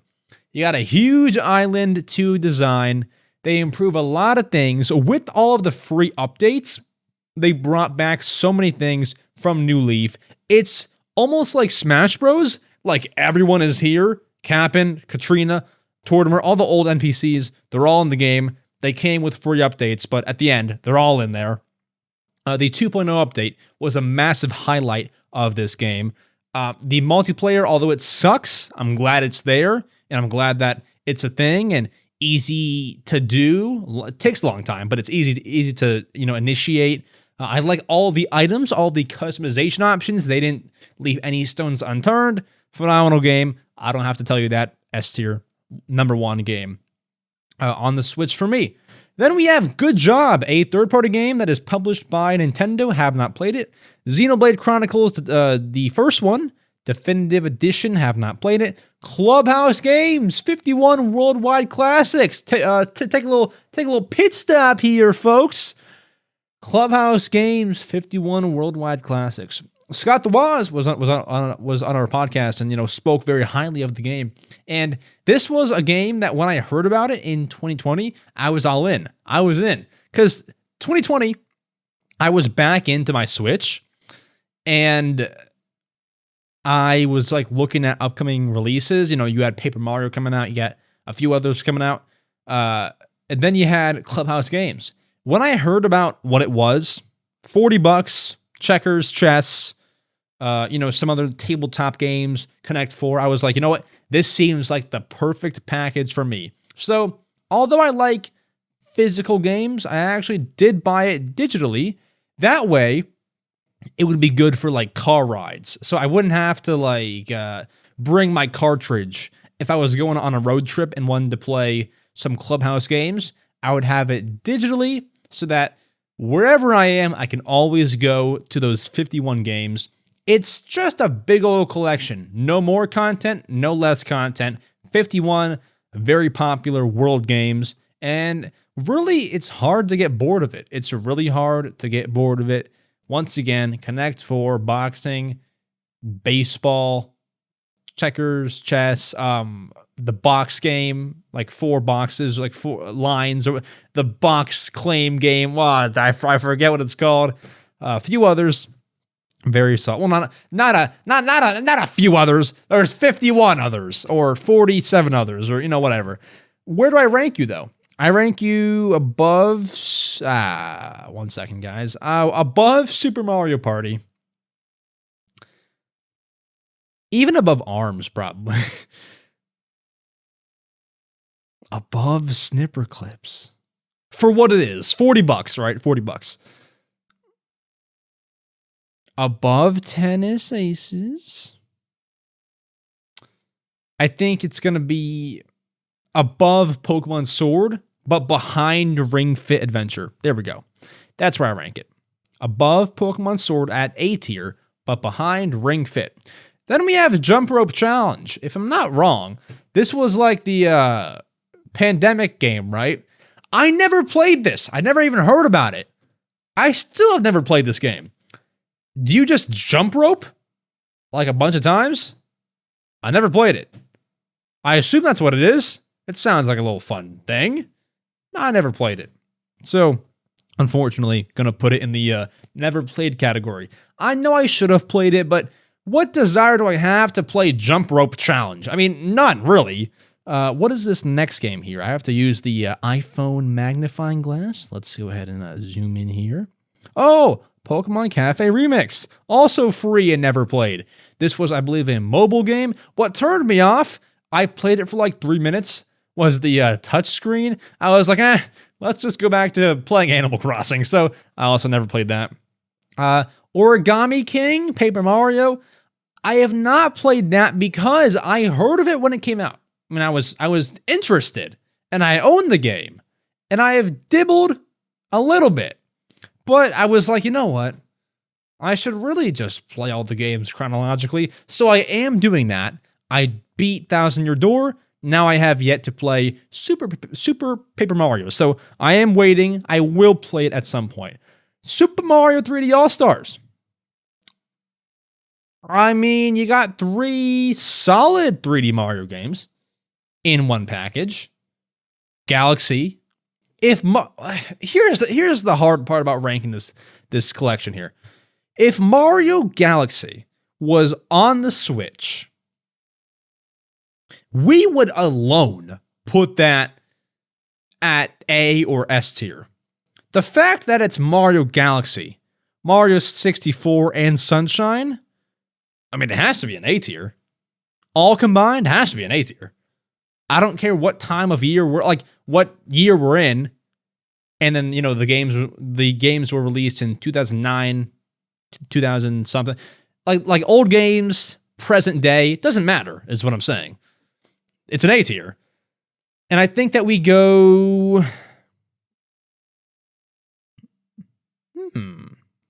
I think we go above New Super Mario Bros. U Deluxe. Above tough.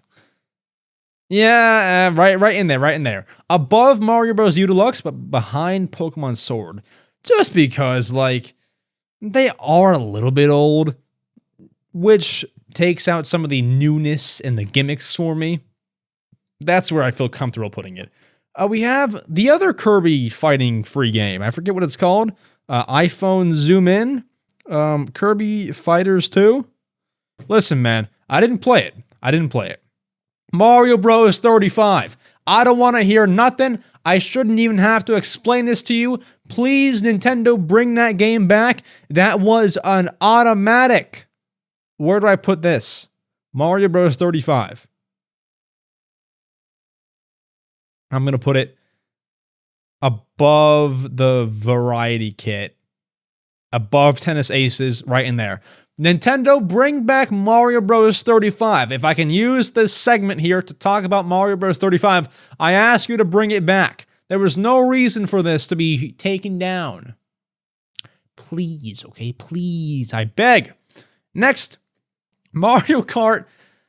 What's it called? Mario Kart Live Home Circuit. There you go. Mario Kart Live Home Circuit. I have all the icons. I can't read. It's so tiny. I can't read them all. Home Circuit. Great idea. Especially, couldn't have been better with the fact that we were all at home in 2020. Couldn't have been better. Great idea. Game itself. Cool, but it's one of those things. If you right now are listening to this podcast and you are an owner of Mario Kart Live Home Circuit, I just want to know when the last time you played it was, and maybe it was recently, and God bless, right? My thing is, like, I don't really feel like setting up all of these gates in my house. It's not hard work. Getting my dogs riled up because there's an RC car driving around the house. It's a very cool idea. But it's just not something that I'm going to be playing all the time, like Mario Kart 8 Deluxe, like Animal Crossing New Horizons. And it shouldn't be like that. It's a gimmick game. It's a gimmick home RC car. But at the same time, in the same breath, don't charge $75? It's kind of a lot for this, you know? I mean, it's fair, I guess, if you factor in the cost of the RC car and all the gates. I mean, it's cardboard, but, it's a lot of money for something that you might not use very often. It's somewhere in the middle for me. I would put this around. I mean, we can't deny it's fun, right?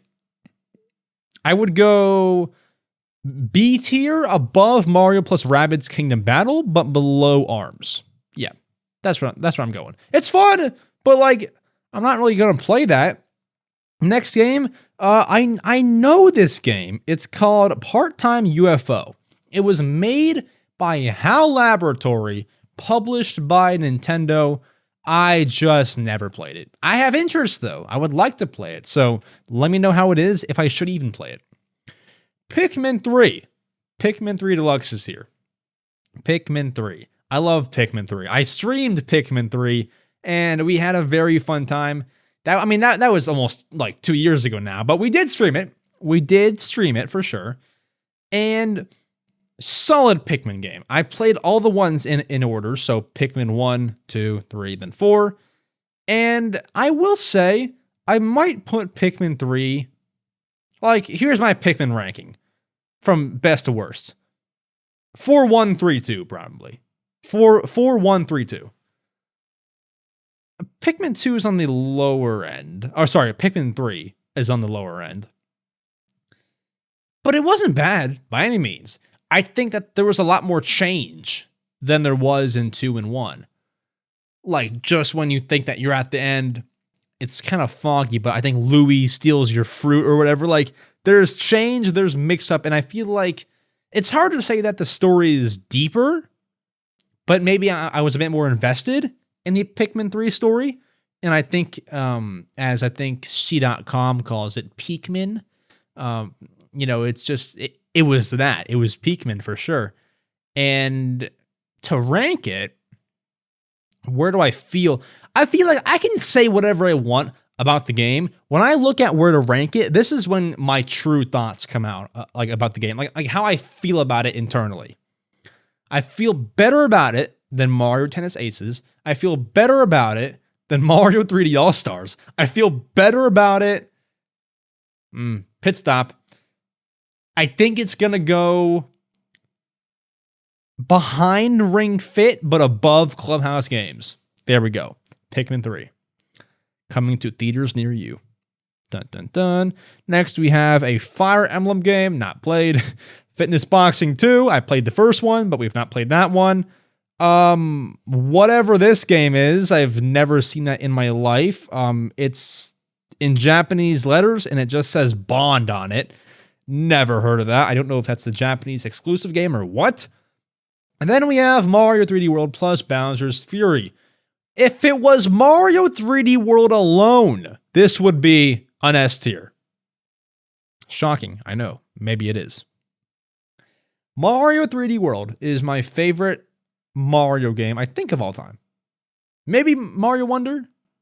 It's pretty close. I think Mario 3D World is my favorite Mario game of all time.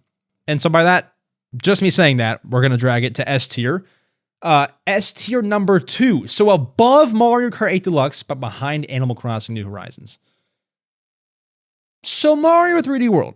It's Mario, kind of like the predictable Mario, but so good in 3D.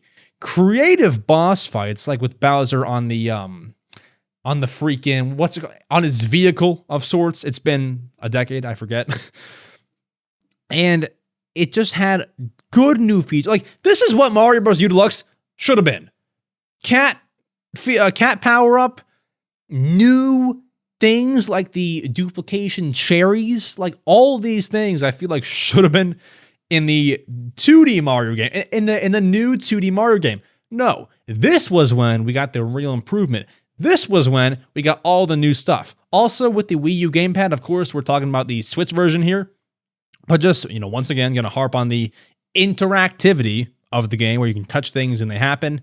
That's still a thing with the Switch version, but it's a bit different. All in all, fantastic game. But you add Bowser's Fury, I don't have to argue with you about why it's an S tier. S tier it is. Love it a lot.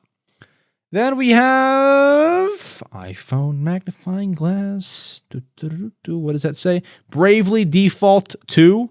Never heard of it in my life. Sorry, I've heard of it, but never played it in my life. Let's put it that way.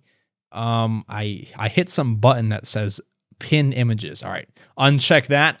New Pokemon Snap. I like Pokemon Snap. I think it's cool. A little repetitive, but also not, because you're seeing new Pokemon, you're going to new areas. It's nice in that way. Maybe it wasn't for me, because this was the game that I bought day one, digitally, for whatever reason. And I played it, I was hyped, and maybe I was just mismanaging my expectations. Like, I thought I thought it would be some like nice game to relax to and like wind down to, and it certainly is, but I wasn't attached to it. I don't know if that was because I just liked Animal Crossing too much, or if that was just because it didn't resonate with me, or whatever it was, man. It's hard to say, but my feelings on Pokemon Snap, I would put it above Star Allies.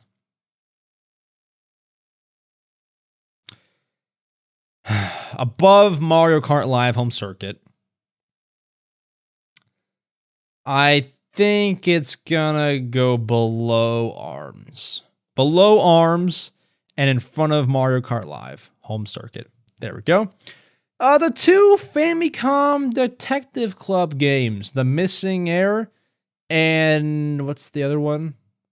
Oh, The Girl Who Stands Behind, that one. Listen, a lot of people have these complaints about these two games, and I have them as well. So, I don't know if you'd count these as anime games. If they are, I have played both of these games. Here's what I don't like. Interesting story. I give them all the credit for that. Good story, good plot, nice, okay? Good work. But the thing that sucks, and we had Rogers base on, I think he backed this up. We've had several people back this up. When you play these games, have you played the Emio version of these games? Where you're talking to somebody, you are a detective, right? And you can ask them a few things, like ask them for clues, ask them this question, ask them that question. So you go down the list. So let's say, it's hard to explain. Let's say I ask the person that I'm talking to a question. They say, I have no information for you. Let's say that I ask them for a clue. I have no information for you. Or like whatever their response is, right? Like whatever it is. You have to go through each dialogue like option until you can progress. It's hard to explain, but essentially you're not even talking to this NPC in the game that you're talking to. You're just hitting every single button to see if you can progress. Like see if this button will get a response out of them to let me progress in the game. It's not good in that way. You freaking get stuck all the time. It's not good. I didn't like it. Story's good, so you get brownie points for that. But aside from that, not phenomenal. I will put this game. I'll put both of them high C tier. Better than Mystery Dungeon. Good story, real good story. But come on, like that thing was kind of a killer, kind of a downer, some might say. Miitopia, I've loved since the 3DS. You put all your Miis in the game and go travel the world. A lot of content, pretty long. Even like, the main story, maybe not super long, but like the freaking post game was there. It was present. It was pretty lengthy. I enjoy that. Miitopia. I think that my grandma was the final boss, so made the ending a little bittersweet, but I think I'm going to put it, I think I go above Go Vacation, no higher than Mario Maker though. So pretty high for that one. Pretty high for Miitopia. Above Go Vacation, behind Mario Maker 2. What is this game? We have a third-party game here, and I cannot read it. Regardless, you probably haven't heard of it either. Boom. Game Builder Garage. I bought this game. No, I didn't. I got it for Christmas from my brother, and I thought this would be a game for me. Like, I'm not a coding guy or a programming guy or even a smart guy when it comes to this stuff. But I was like, you know what? Maybe I could pick up this game. I could learn how to make my own game within the game.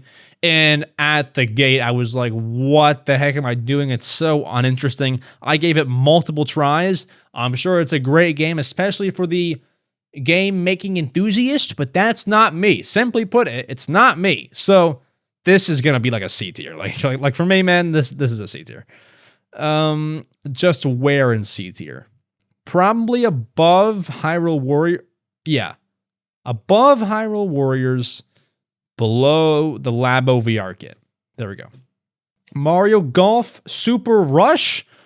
One of my favorite Mario Golf games, although it gets a lot of flack because I don't even know why. I guess people might be in favor of the older Mario Golf games. I don't know. I thought it had a lot. It had a story mode, which I thought was fun. It had, of course, Mario Golf. It improves on Mario Golf. It improves in the way that you can, run along, and it's more of like an open world-ish Mario Golf in a way. Like, you can run to the area and use speed boosts and all the sorts of things. It had cool maps. I like the New Donk City. It did a lot of things right. I don't know why it gets so much hate. It's a solid Mario Golf game. Fun soundtrack. Totally fits the Mario Golf vibe. With that said, I think it's an A tier. Yeah. Oh yeah, for sure. It's an A tier. Probably behind Mario Bros. U Deluxe, but in front of Mario Bros. 35. Cool. Zelda Skyward Sword. My favorite Zelda game ever. Fun fact, if you didn't know that. Skyward Sword is my favorite Legend of Zelda game. Where does that go? Where does it go? I mean, the answer is S tier. It's just where in S tier. And this might be controversial. I know a lot of people actually don't like Skyward Sword. Like please, believe it or not, they just don't. So I would say Skyward Sword will go at S tier, above Mario Kart 8 Deluxe, but behind Mario 3D World Bowser's Fury. All right, so third on S tier. Great. Then we got Pokemon Unite. I played this a lot. I played it a lot in 2022, specifically. It was better with friends. I wouldn't play it alone. But I liked the concept. You would beat people up and you could be the Pokemon and dunk it in the hoop. Like, it was nice. Dunk all the points. Cool. I liked it. But without friends, I'm not going back to this game. And I haven't. So, fun idea, especially for free. You got to give it credit there. Probably either a high B or a low A. Yeah, high B probably. I think it's going to be a B tier above Yoshi's Craft. Behind Yoshi's Crafted World, above ARMS. Behind ARMS, above Pokemon Snap. There we go. WarioWare, get it together. Solid WarioWare game. My favorite part is the Animal Crossing cameo in the game.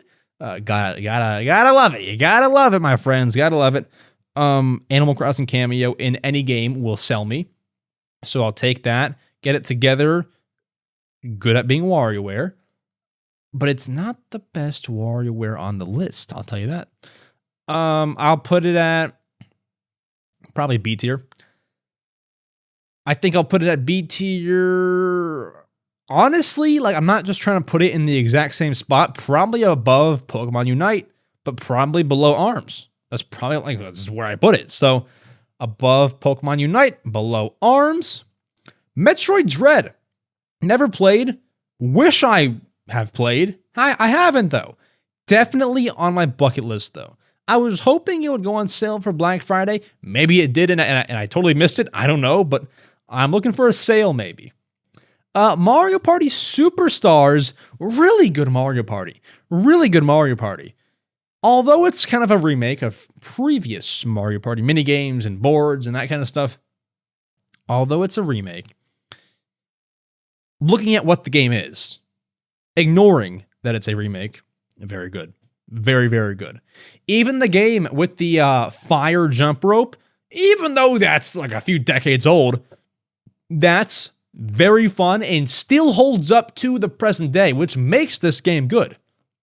That's part of what makes it good. You can still play all these things. And it's not just a remake of several Mario Party games. They added more. They added multiple modes. That minecart mode, whatever it was. Minecart? Yeah, that's what it's called, right? The minecart? Minecraft? The minecart thing?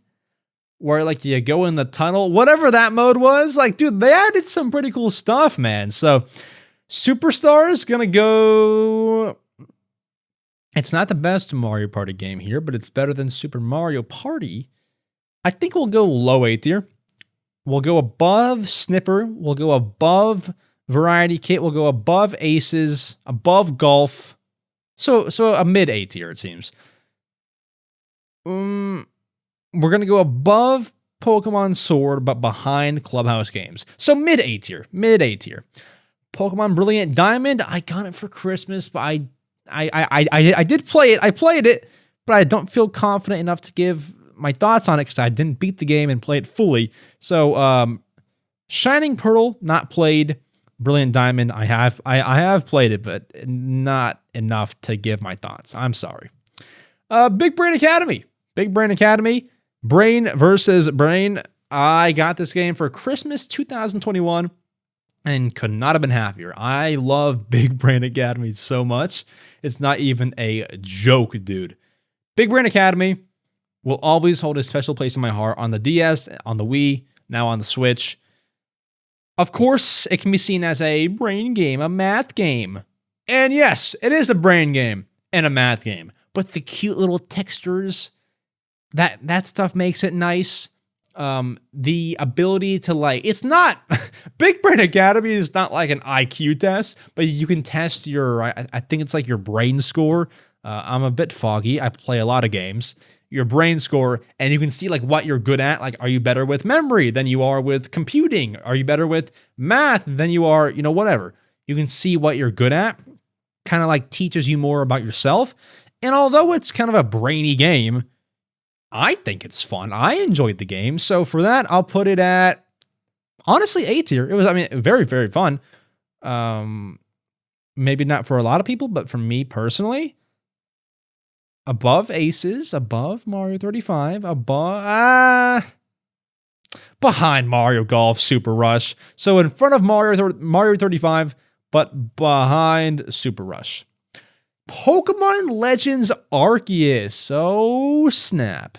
That sounded like a cringe YouTuber. Pokemon Legends Arceus. Number 7. Sorry. Very good. One of the better Pokemon games I've played. One of the best, actually, I would say. Dare I say. High A tier with this one. I love the open world, or, pretty much open world. I want to really get this one right. There was a lot to love. Graphics, when I first opened it, were somewhat questionable, this is rough. But as the game went on, you appreciated the game more than you cared about how bad the graphics were. So, with Arceus, I'm going to go above Go Vacation. That's the gatekeeper. But behind Mario Maker 2. Behind Miitopia. Behind Miitopia. Very good, though. Higher A tier for sure. Then we have, what does that say? iPhone magnifying glass, Triangle Strategy. Never played it. Kirby and the Forgotten Land is next, though.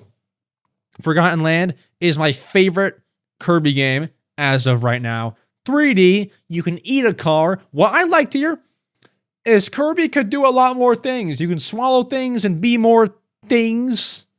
I've said things a lot, but it's true. And I enjoy that aspect, of course. I just like Kirby the Blob, and I feel like Kirby was really used well in Forgotten Land. Because, Return to Dreamland, Star Allies, they're cool. But Forgotten Land was let's make the ultimate Kirby.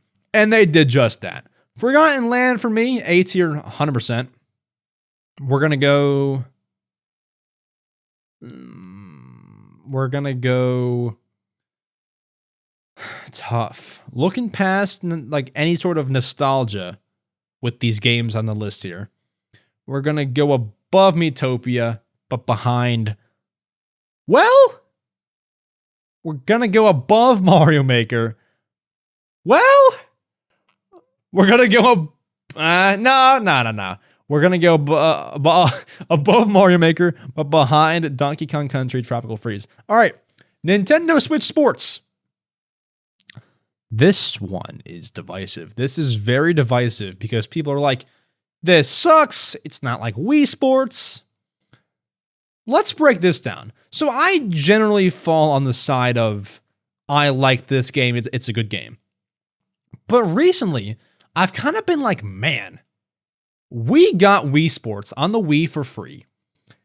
And it has just about the same amount of content as Switch Sports had.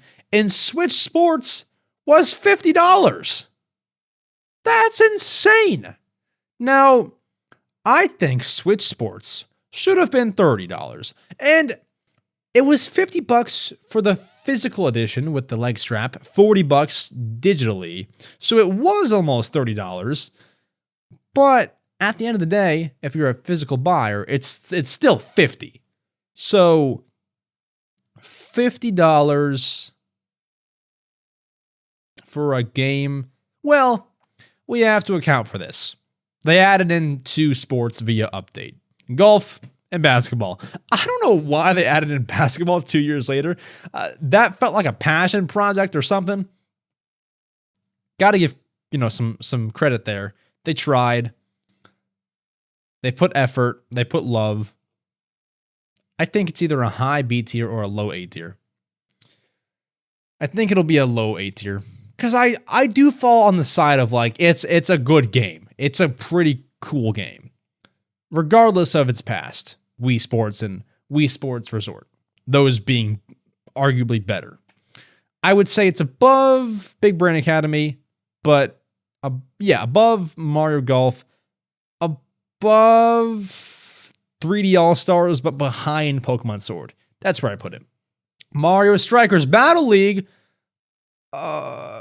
Let's think here. I like the game, but there's no denying. Listen, I've gone to bat for this game, saying how if you look past it having no story mode, it's pretty good. But we do have to point that out. We do have to say this game was pretty lackluster in terms of content. Gameplay's great, and that's what I love. That's what I'm there for. But this game should have 110% had a full-on story mode for Mario Strikers. They were like, let's make Mario Strikers as bare bones as possible. And they did. Mario Strikers, although I love the game, probably going to end up in B tier. Most people would put it in C tier or D tier, but because I love Mario Strikers, the series, I can appreciate the brand new one for Switch. The GameCube one is the best one, I would say. But I will put it at B tier. And that's being very nice. And I'll put it above Get It Together, above ARMS. You know what? Above Crafted World. So a pretty high... Oh, wait, hold on. I dragged the wrong icon. I dragged Bayonetta. I put it behind Mario and Sonic at the Tokyo 2020 Olympic Games. Cool beans. I have to zoom out of my tier list because it's getting too long. Wait a minute. How do I zoom out? Here, zoom out. Oh, man. We are making a long tier list here. All right. Next, Bayonetta. Have not played it, so we put that. Not played. Fire Emblem. Have not played. Live Alive. Have not played. Xenoblade. Have not played. Kirby's Dream Buffet. We have to keep in mind this game was $15. $15 on the eShop. By the way, guys, every game from now until the end, only I think 2 or 3 I've not played. So we're going to rank a lot here. Because this is when I became like a Nintendo YouTuber. Like right around here was when I began playing almost everything. So Kirby's Dream Buffet. $15. 4-player multiplayer. I think it gave pretty good value. I mean, there were a ton of mini games. It was very cute in how you get the strawberries and try to be like the fattest Kirby. The mini games were great. All for $15. And for $15 for Nintendo, that's like a $10, $8 like Steam game price. Like Nintendo can just upcharge because it's Kirby. But 15's pretty nice. I would say there was enough content, enough unlockables, enough goodness in Kirby's Dream Buffet to justify $15 and be a decent game to buy and play with your friends. I would say either a high B tier or a low A tier. I mean, it was solid for what it was. I think I'll go low, low B tier. Oh, sorry, high B tier. High B tier. Not low. That would be mean. Let's go high B tier, above Crafted World, above Strikers, but below Mario and Sonic at the Tokyo 2020. Next, we have Splatoon 3, one of my favorite Nintendo Switch games of all time. We talked about it earlier, but the leap from Splatoon 1 to Splatoon 3, Splatoon 2 to 3, profound. So many new features, new modes, the table card battle, all the new cosmetics, the new NPCs. We're not talking about DLC, but you did bring back Inkopolis, so thank you. The story mode, side order, we can't rank DLC, but that was phenomenal. Like, just the amount of improvement in general is what I'm saying.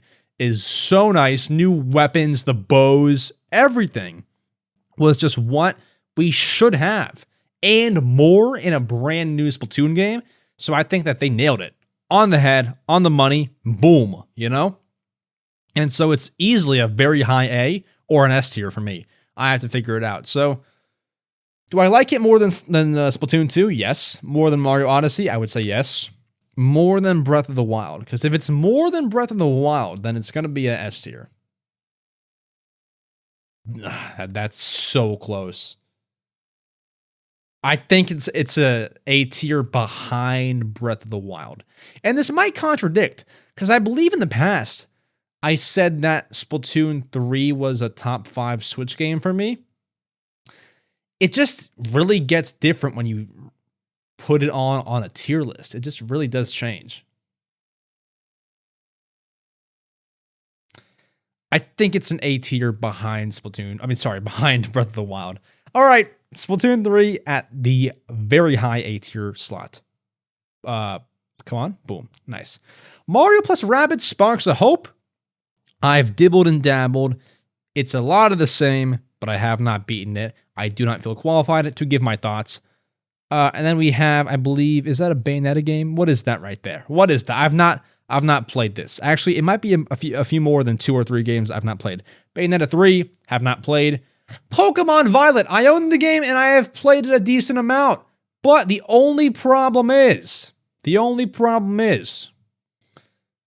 I played it and I got it for my birthday in November of 2022. But I was waiting for it to get a performance patch, so I never beat it. I'm sorry, I'm uncultured. Then we have Fire Emblem, also haven't played. Metroid Prime Remastered. Let's talk now, okay? Prime Remastered, I didn't love at first. I was very confused on like what to do. And maybe it just wasn't for me. There was a lot of backtracking, which I'm not the largest fan of. But I liked, graphics were smooth. By the way, this was a very, very good port. A very good remaster. Very, very smooth. Very just solid. Felt very... Is intuitive the word? I said that earlier today. Very just smooth and solid. It's like one of like the best feeling games on Switch. I give it that. Bosses were challenging, but I did beat the game fully. I beat it in the car one time, and I really did enjoy it in the end. In the middle, it was like, I'm just trying to get through the game. It's not my favorite, but I'll play it. It was kind of like that. But at the end, I could appreciate it. But it wasn't my all-time favorite. So, honestly, would probably end up in B tier. I can appreciate it, but it wasn't like, man, I want to play Prime 2 right now. It wasn't like that. So, honestly, high B tier is probably where it will end up. High B tier.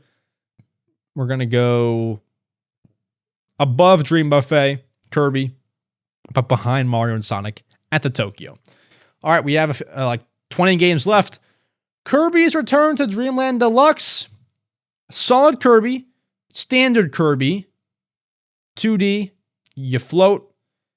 Bosses were very easy. I can't sit here and lie to you. They were very easy. I wish they were harder, but I understand that they are not. But what I like here is because it is a deluxe, because it is a good Kirby game, there's a ton of extra content and levels and things of the sort. There's so much post-game, and if you want to, fully 100% the game, there's a lot you need to do. It's very in-depth in that regard, because with a 2D platformer, there's only so much that you can do to make it like fully fleshed out and a full-on great thing. They added a lot of extra content, so I appreciate that. Kirby Return to Dreamland Deluxe will go at low A tier. We'll put it above Snipper Clips, above Variety Kit, above Tennis Aces, above Mario 35, and above Big Brain Academy, but not above Mario Golf Super Rush. Boom. Then we have, I believe, another fitness boxing. Let's get that iPhone magnifying glass. Yep. Do not need it. Have not played it. Then we have Advanced Wars. I'm sorry, have not played it. But I think everything else on this list I've played. We will never have to put anything else in the not played list. Here we go. Zelda Tears of the Kingdom is our next ranking. Jeez Louise, where do we put you? So, here's my thing. I like Tears of the Kingdom more than I like Breath of the Wild. I know. A little bit shocking.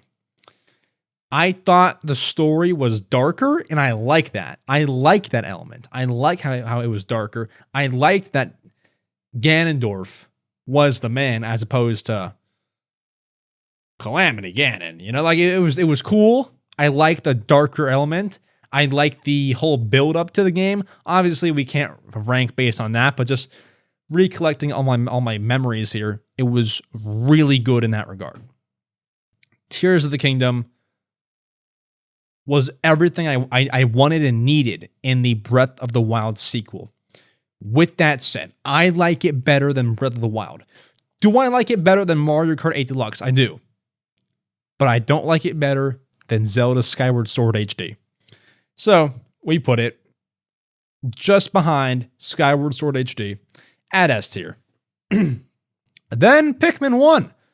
One of my favorite Pikmin games. And I know what you're saying, Max, the Pikmin games only got better from there. Why do you like this one so much? I liked it because it was so simple. It was simple. It was introductory. You learned a lot about Olimar. Very straightforward, very time management-like. Obviously, that's, the name of the game. That's the whole challenge. You got to be time efficient, and you have 30 days. I just really liked everything from the sound design as well. Like tiny things like that sound design, controls, music, Forest of Hope. Get me that on a CD, please. Everything was calming. It was a nice feel. It was a good game to play and is potentially some of the best $30 that you can spend on Switch. I say high A tier. We're going to go above Mario Maker 2, as controversial as that could be. We're going to go above, no. Above Mario Maker 2, but behind Kirby in the Forgotten Land. Cool beans. Then we got Pikmin 2. I like Pikmin 2, not as much as Pikmin 1. It'll probably also be at A tier. They changed, obviously, the whole concept. It's not so much time efficient. You're getting all the gold that you can. I played it on the Wii. There's no real difference. It's still Pikmin 2. Post game, we'll give you Nightmares. I think we'll go above Snipper Clips, above Big Brain, above Return to Dreamland Deluxe, above Mario Golf Super Rush, above Switch Sports, but behind Pokemon Sword. There we go. So they're somewhat close together. Then we'll go with this game. Everybody want to Switch. My gosh, this is the easiest D tier of my life. Now, listen, I'm not just hating on it because everybody hates on it. Here's my reasoning. Listen, you made a worse version of the game that already sucked. Nobody asked for this. A horse mascot wasn't going to save anything. And here's the thing. I thought this, as much as people were clowning on everybody want to Switch, I thought this was going to be a good idea. Do you want to know why? Because they were involving smartphones. Smartphones were going to be involved. Max, why is that significant? I thought they were making a Jackbox Nintendo game. What is Jackbox? Jackbox is a game that one person has to buy, and it's a game collection. So in a Jackbox pack, you'll get certain games like, I don't know, like there's one called Quiplash. Basically, it's a party game. One person hosts the game on their computer or their Switch or their PlayStation or whatever, and people can join on their phones. I thought that's what everybody want to Switch was. And it was. It kind of was like that. You were all supposed to be in the same room, and you join the game, and you can all do things on your phone that then reflect in the game. What was the problem? The problem was You went half the distance. You made it work with phones. You made it so everyone could scan a code and be in the same game. But the problem was, it's not a me problem. It's an everyone problem. You all have to be in the same room. That's the problem with this game. Jackbox, you do not have to. 1-2 switch, you have to. Why is that a problem? Because you can't really get over, it's most optimally played with like 10 plus people. You can't always bring that many people over and play everybody 1-2 switch. Jackbox, you can play it on a stream and get a bunch of people in and all enjoy it and play it remotely. That's where everybody 1-2 switch flopped. Not to mention, it was just painful otherwise. It was otherwise painful. But that's my main gripe with it. The lowest of the low in D tier is where everybody 1-2 switch goes. In my opinion, the worst Nintendo-made Switch game of all time. Pikmin 4. Oh, let's get back to the good stuff here. Pikmin 4. I have come out previously and said my third favorite Switch game of all time. So I'm already going to drag this to S tier, above Mario 3D World, but behind Animal Crossing New Horizons. Pikmin 4 was jolly, was majestic, was everything you needed in a Pikmin game. I mean, honestly, what more did you want? You got the ultimate Pikmin experience. You got Ochi. You got a bunch of content. I mean, it's by far the longest Pikmin game of all time, if you play it all. You got different kinds of areas. You were in a house exploring. So much more treasure. New Pikmin types, Glow Pikmin, Ice Pikmin, Olimar's special levels, Louie's special levels. You got the Night Expeditions. They took so much content and put it into this game, and I could not have been more thankful. It is the ultimate Pikmin experience. You can start with this game. You can play all the Pikmin games, then play this one. Whatever you do, it's so enjoyable. Pikmin 4 is an S tier, easily.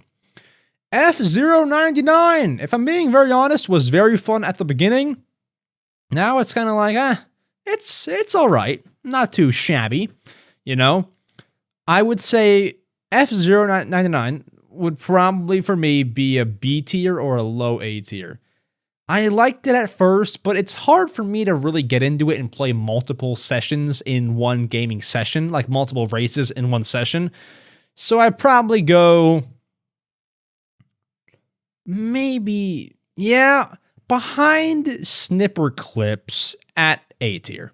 So very, very, very low A tier. Detective Pikachu Returns. This freaking game. I was actually pretty high on it when it came out. If you go and look at my first impressions, I was pretty high on it. Now I'm like, what the heck is this game?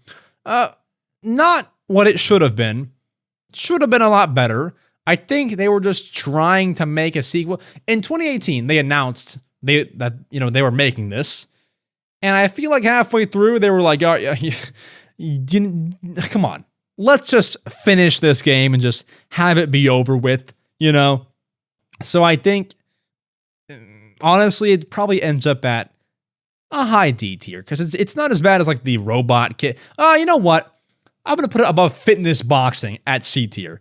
Above Fitness Boxing, behind Hyrule Warriors. Because honestly, I would rather play Detective Pikachu Returns than Fitness Boxing. No problem with Fitness Boxing, but it's not for me personally.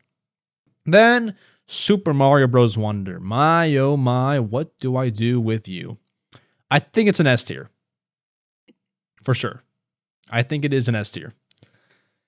Just a matter of where. It's an S tier. Well, first of all, Mario Wonder, the reason why I love it so much.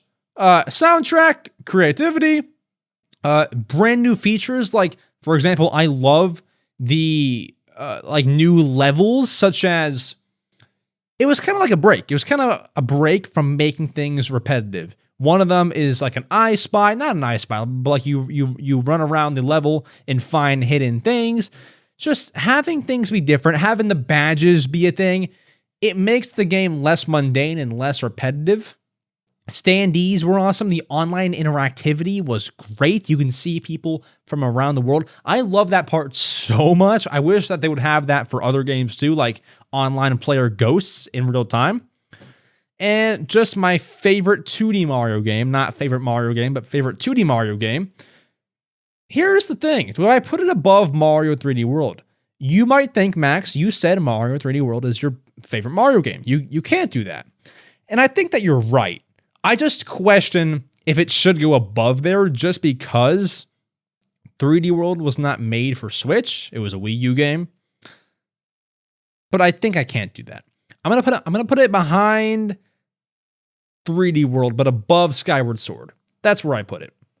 WarioWare Move It, the November 2023 Nintendo game. Oh, I'm sorry. Yes, it was. It was November 2nd or 3rd. This is my favorite WarioWare game of all time. It was, honestly, I had sort of like low expectations for it. It was $50. Dude, I pop it in the Switch. This game is magical. This is the bomb right here, dude. This is like a very fun game to play. And I think that I said this when talking about it.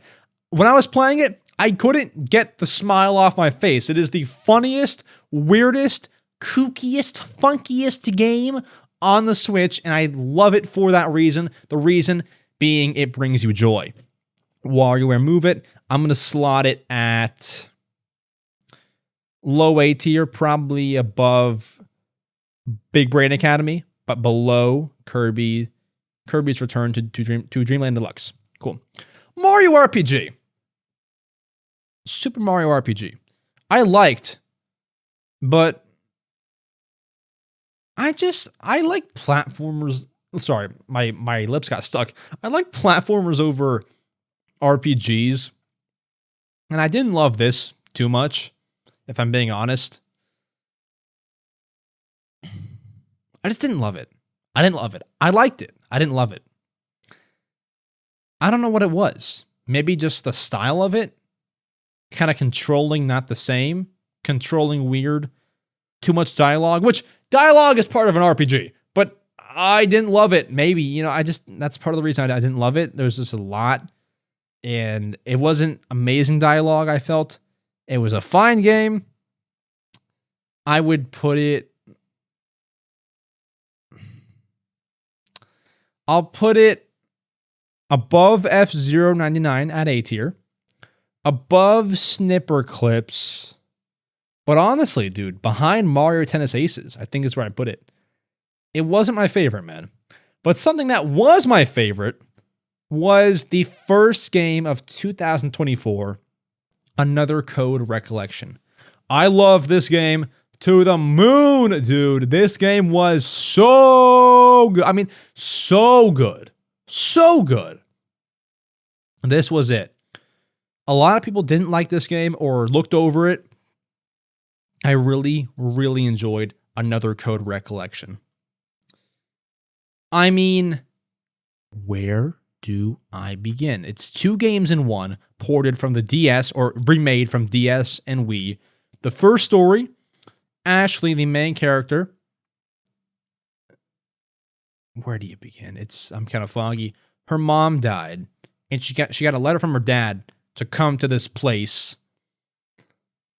And she gets to the place. I won't spoil things, but there's a big mystery and there's a lot of twist.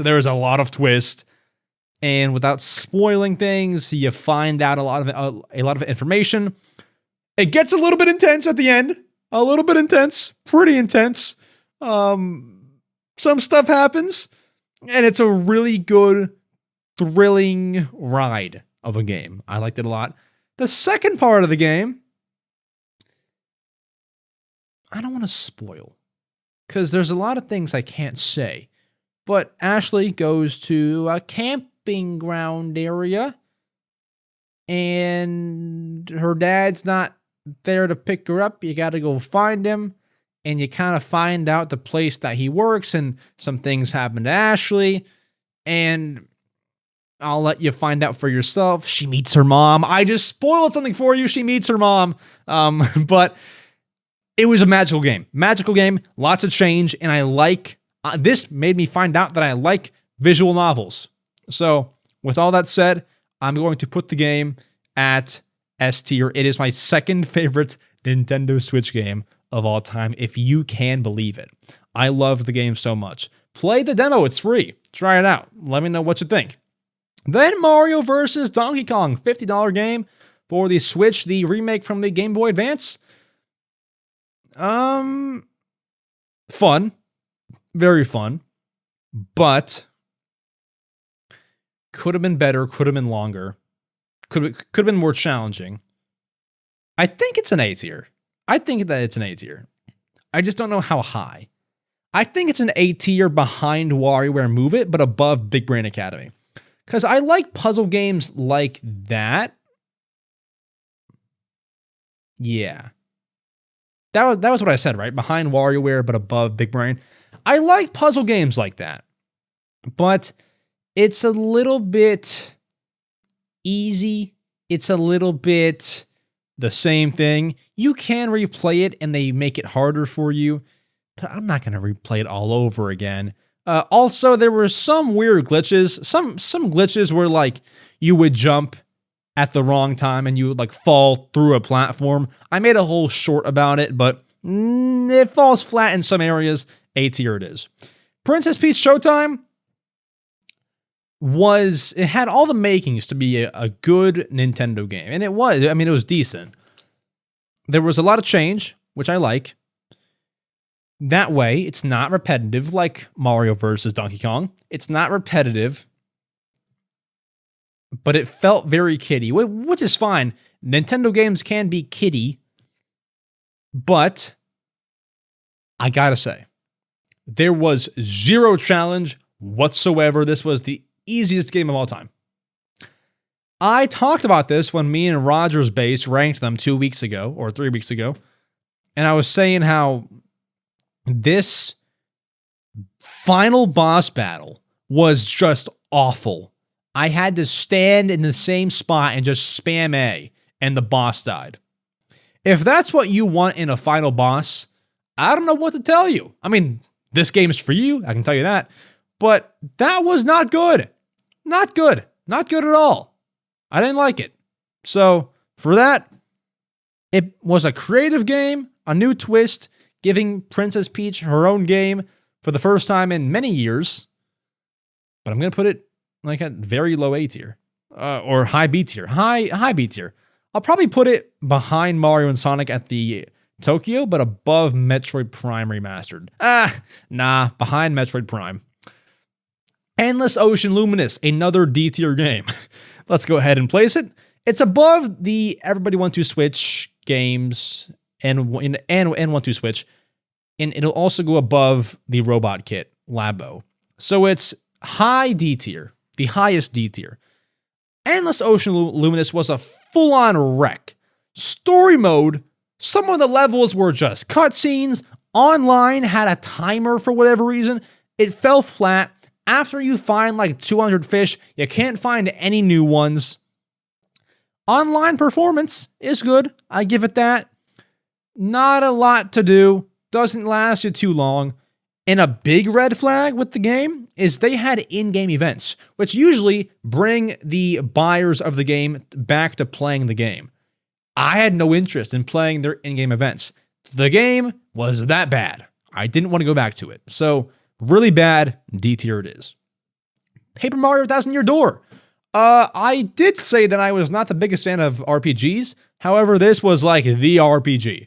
Paper Mario Thousand Year Door. If you want to get into any Mario RPG games, this is like, I think, probably the best Mario work. The best Paper Mario work, definitely, and the best Mario RPG, I think, of all time.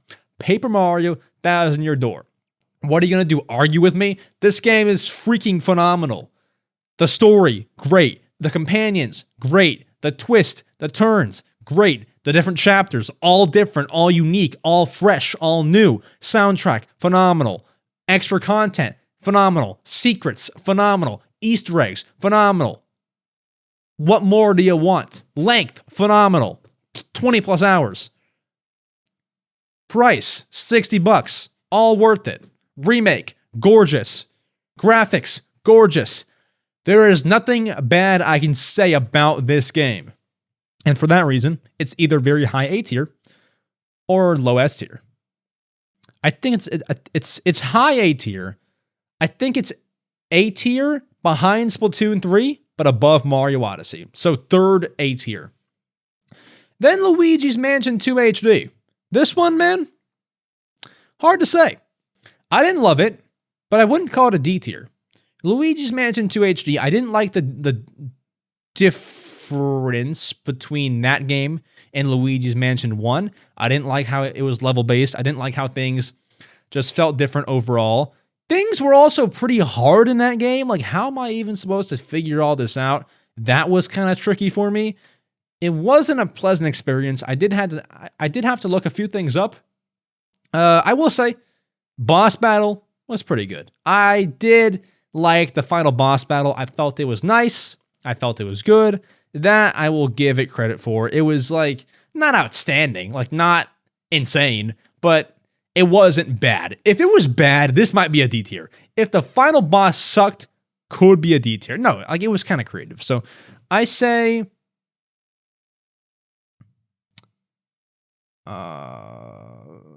I mean, it's better than these Famicom Detective Club games that I have in C tier. So I guess I would go very low B tier. Like the very, very low B tier.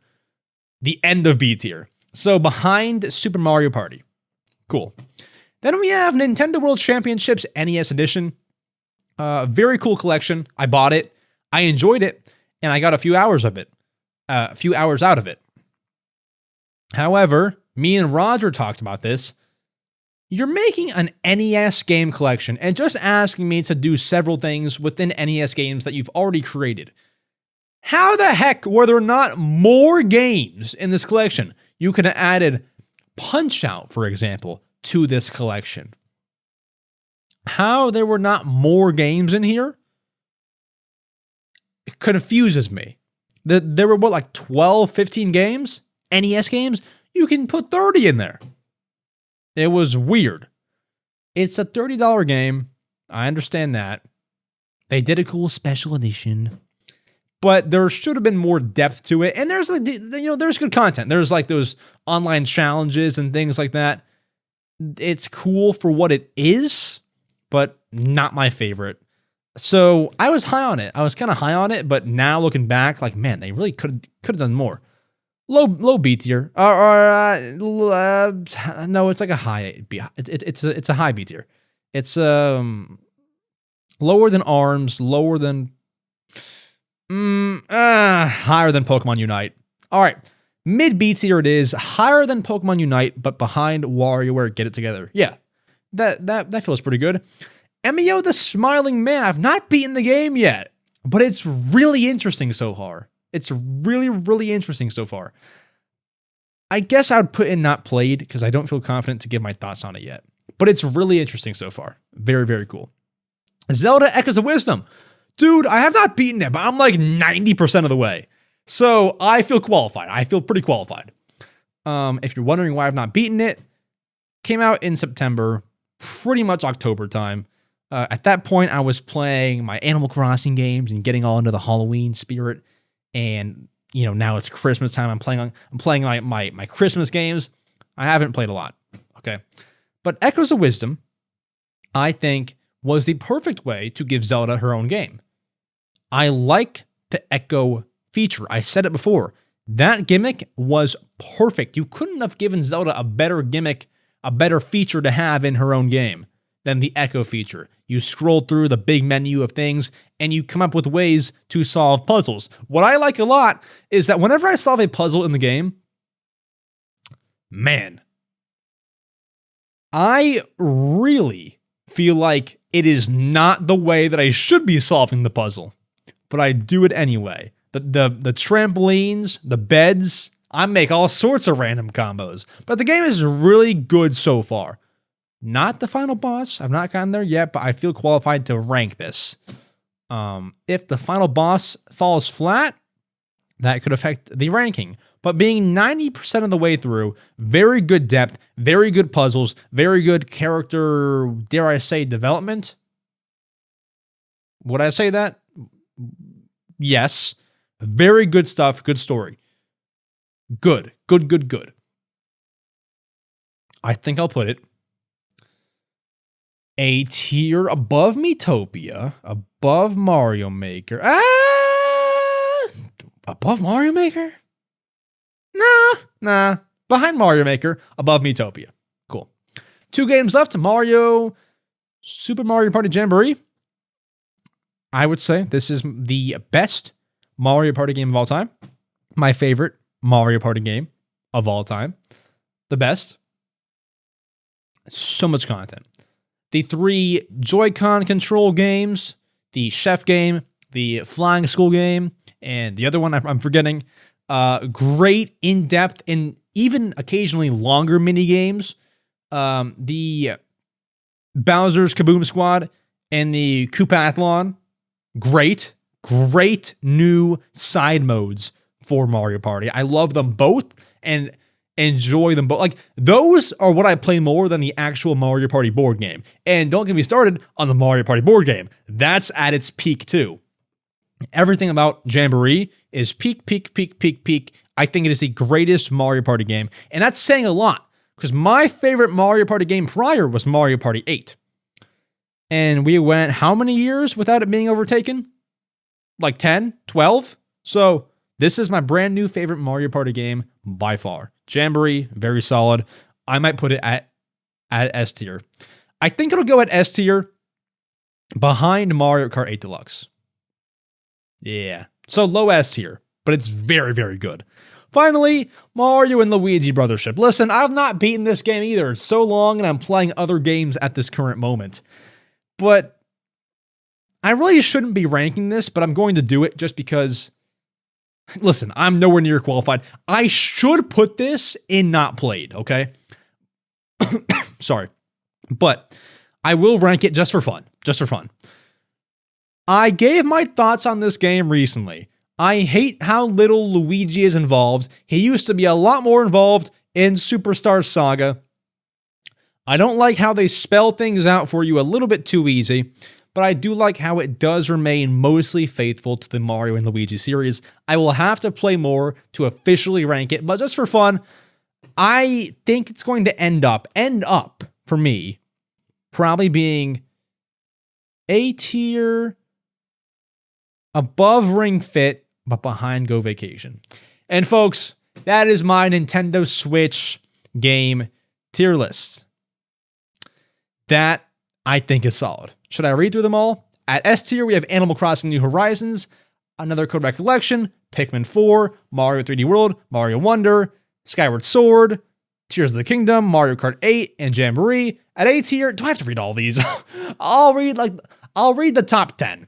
Breath of the Wild, Splatoon 3, Thousand Year Door, Mario Odyssey, Splatoon 2, Smash Bros, Captain Toad, Luigi's Mansion 3, Donkey Kong, Tropical Freeze, Forgotten Land, Pikmin 1, Mario Maker 2, Echoes of Wisdom, Miitopia, Legends Arceus, Go Vacation, Brothership, Ring Fit Adventure, Pikmin 3, Clubhouse Games, Mario Party Superstars, Pokemon Sword, Pikmin 2, Switch Sports, 3D All-Stars, Bros U Deluxe, Mario Golf Super Rush, Return to Dreamland Deluxe, I'm dying over here, WarioWare Move It, Mario vs. Donkey Kong, Big Brain Academy, Mario Bros. 35, Mario Tennis Aces, Mario RPG, Labo Variety Kit, Snipper Clips, F-Zero 99.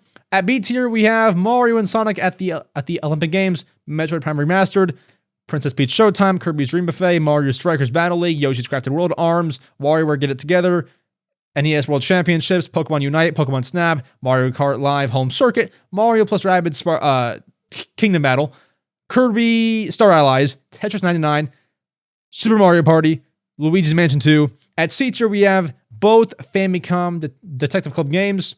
Wait, okay, never mind. We have Mystery Dungeon Pokemon DX. We got the Labo VR kit. We got Game Builder Garage, Hyrule Warriors Definitive Edition. I can't think of the game names. Detective Pikachu Returns and Fitness Boxing. At D tier, we have Endless Ocean Luminous, the VR robot. The Labo robot kit, and both 1-2 Switch games. Sorry if that was a mess.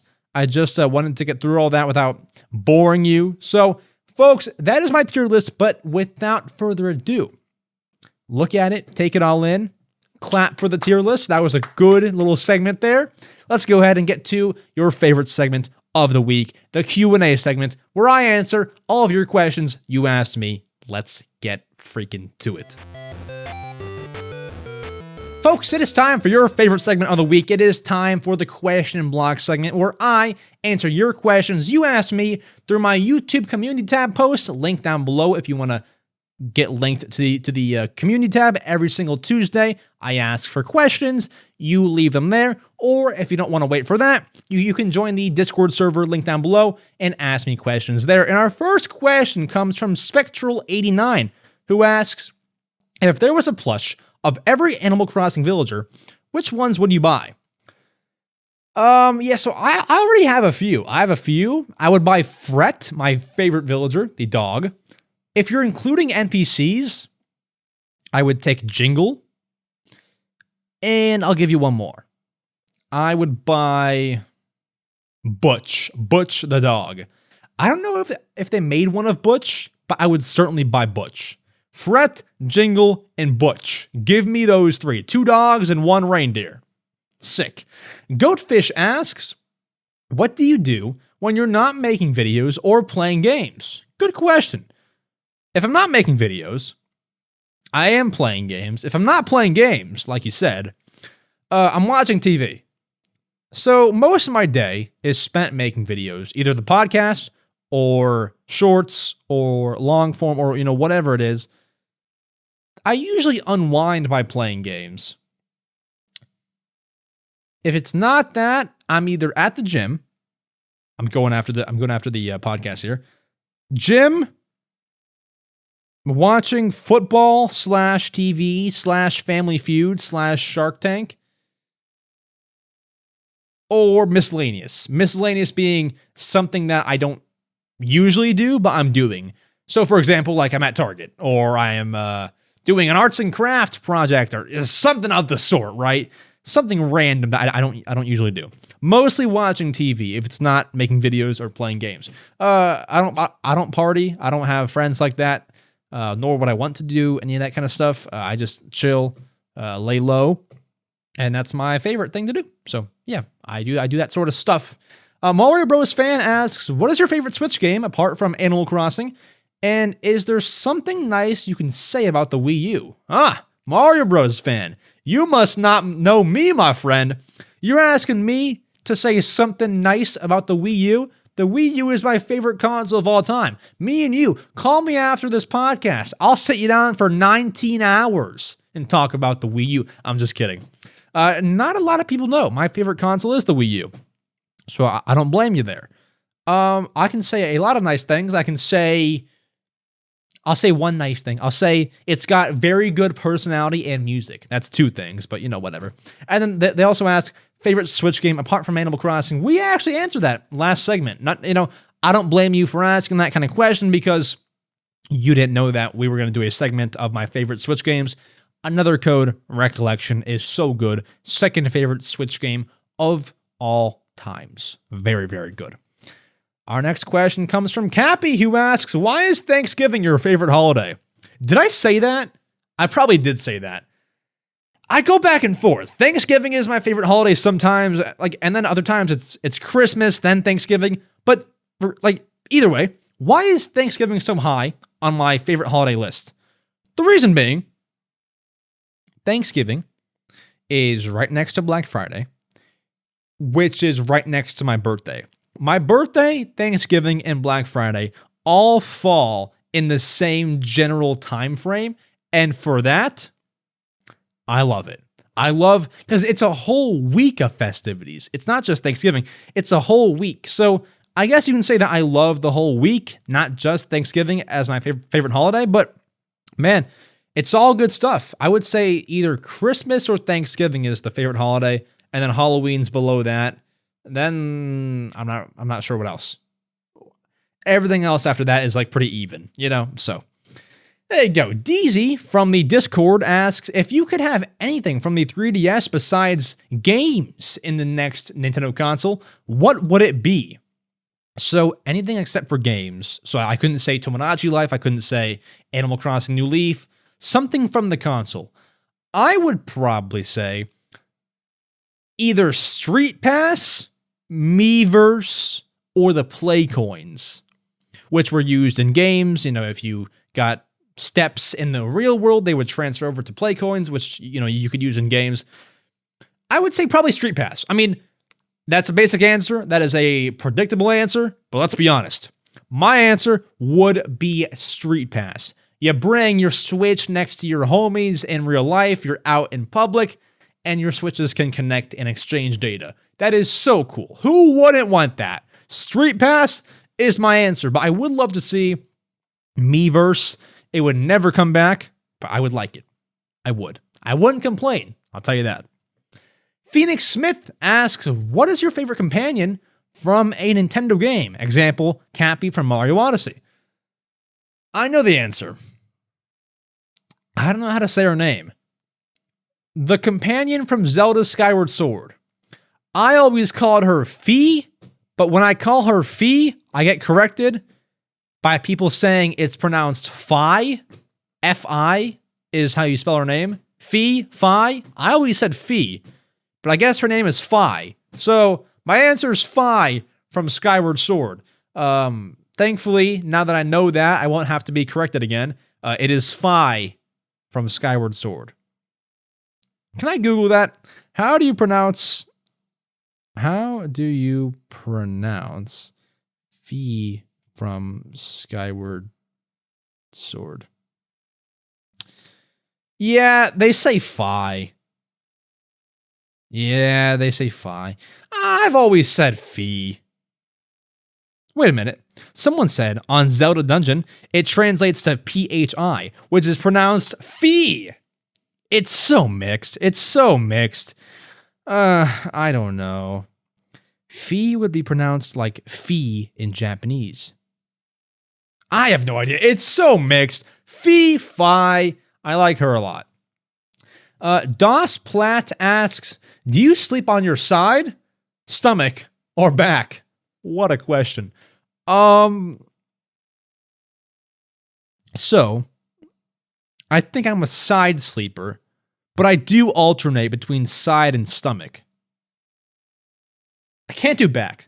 I've tried sleeping on my back because I heard it was like better for you. I don't know. I'm not sure if that's true or not, but I can never do it. I don't think I've ever fallen asleep on my back in my life. Maybe once. And I don't know how it happened. But it's so uncomfortable, I can never do it. So I would say I'm primarily a side sleeper. If you want to know what side, like left shoulder on the mattress. So like right shoulder up, left shoulder down, facing the right, That's how I sleep.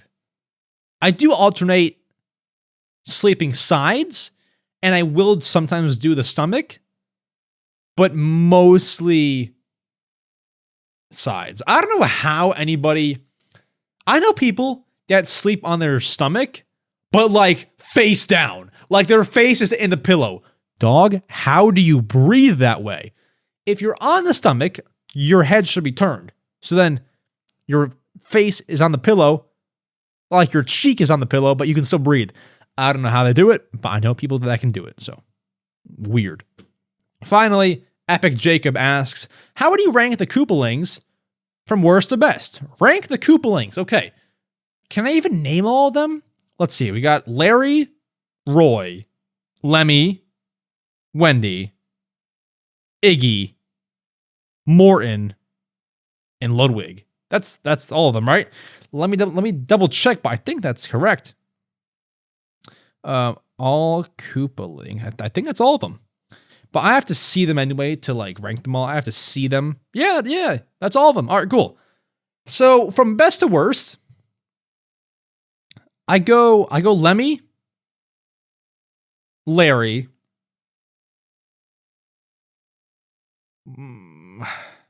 Morton, Lemmy, Larry Morton, Iggy, Ludwig, Wendy, Roy. Roy's ugly. I'm sorry. Roy's ugly.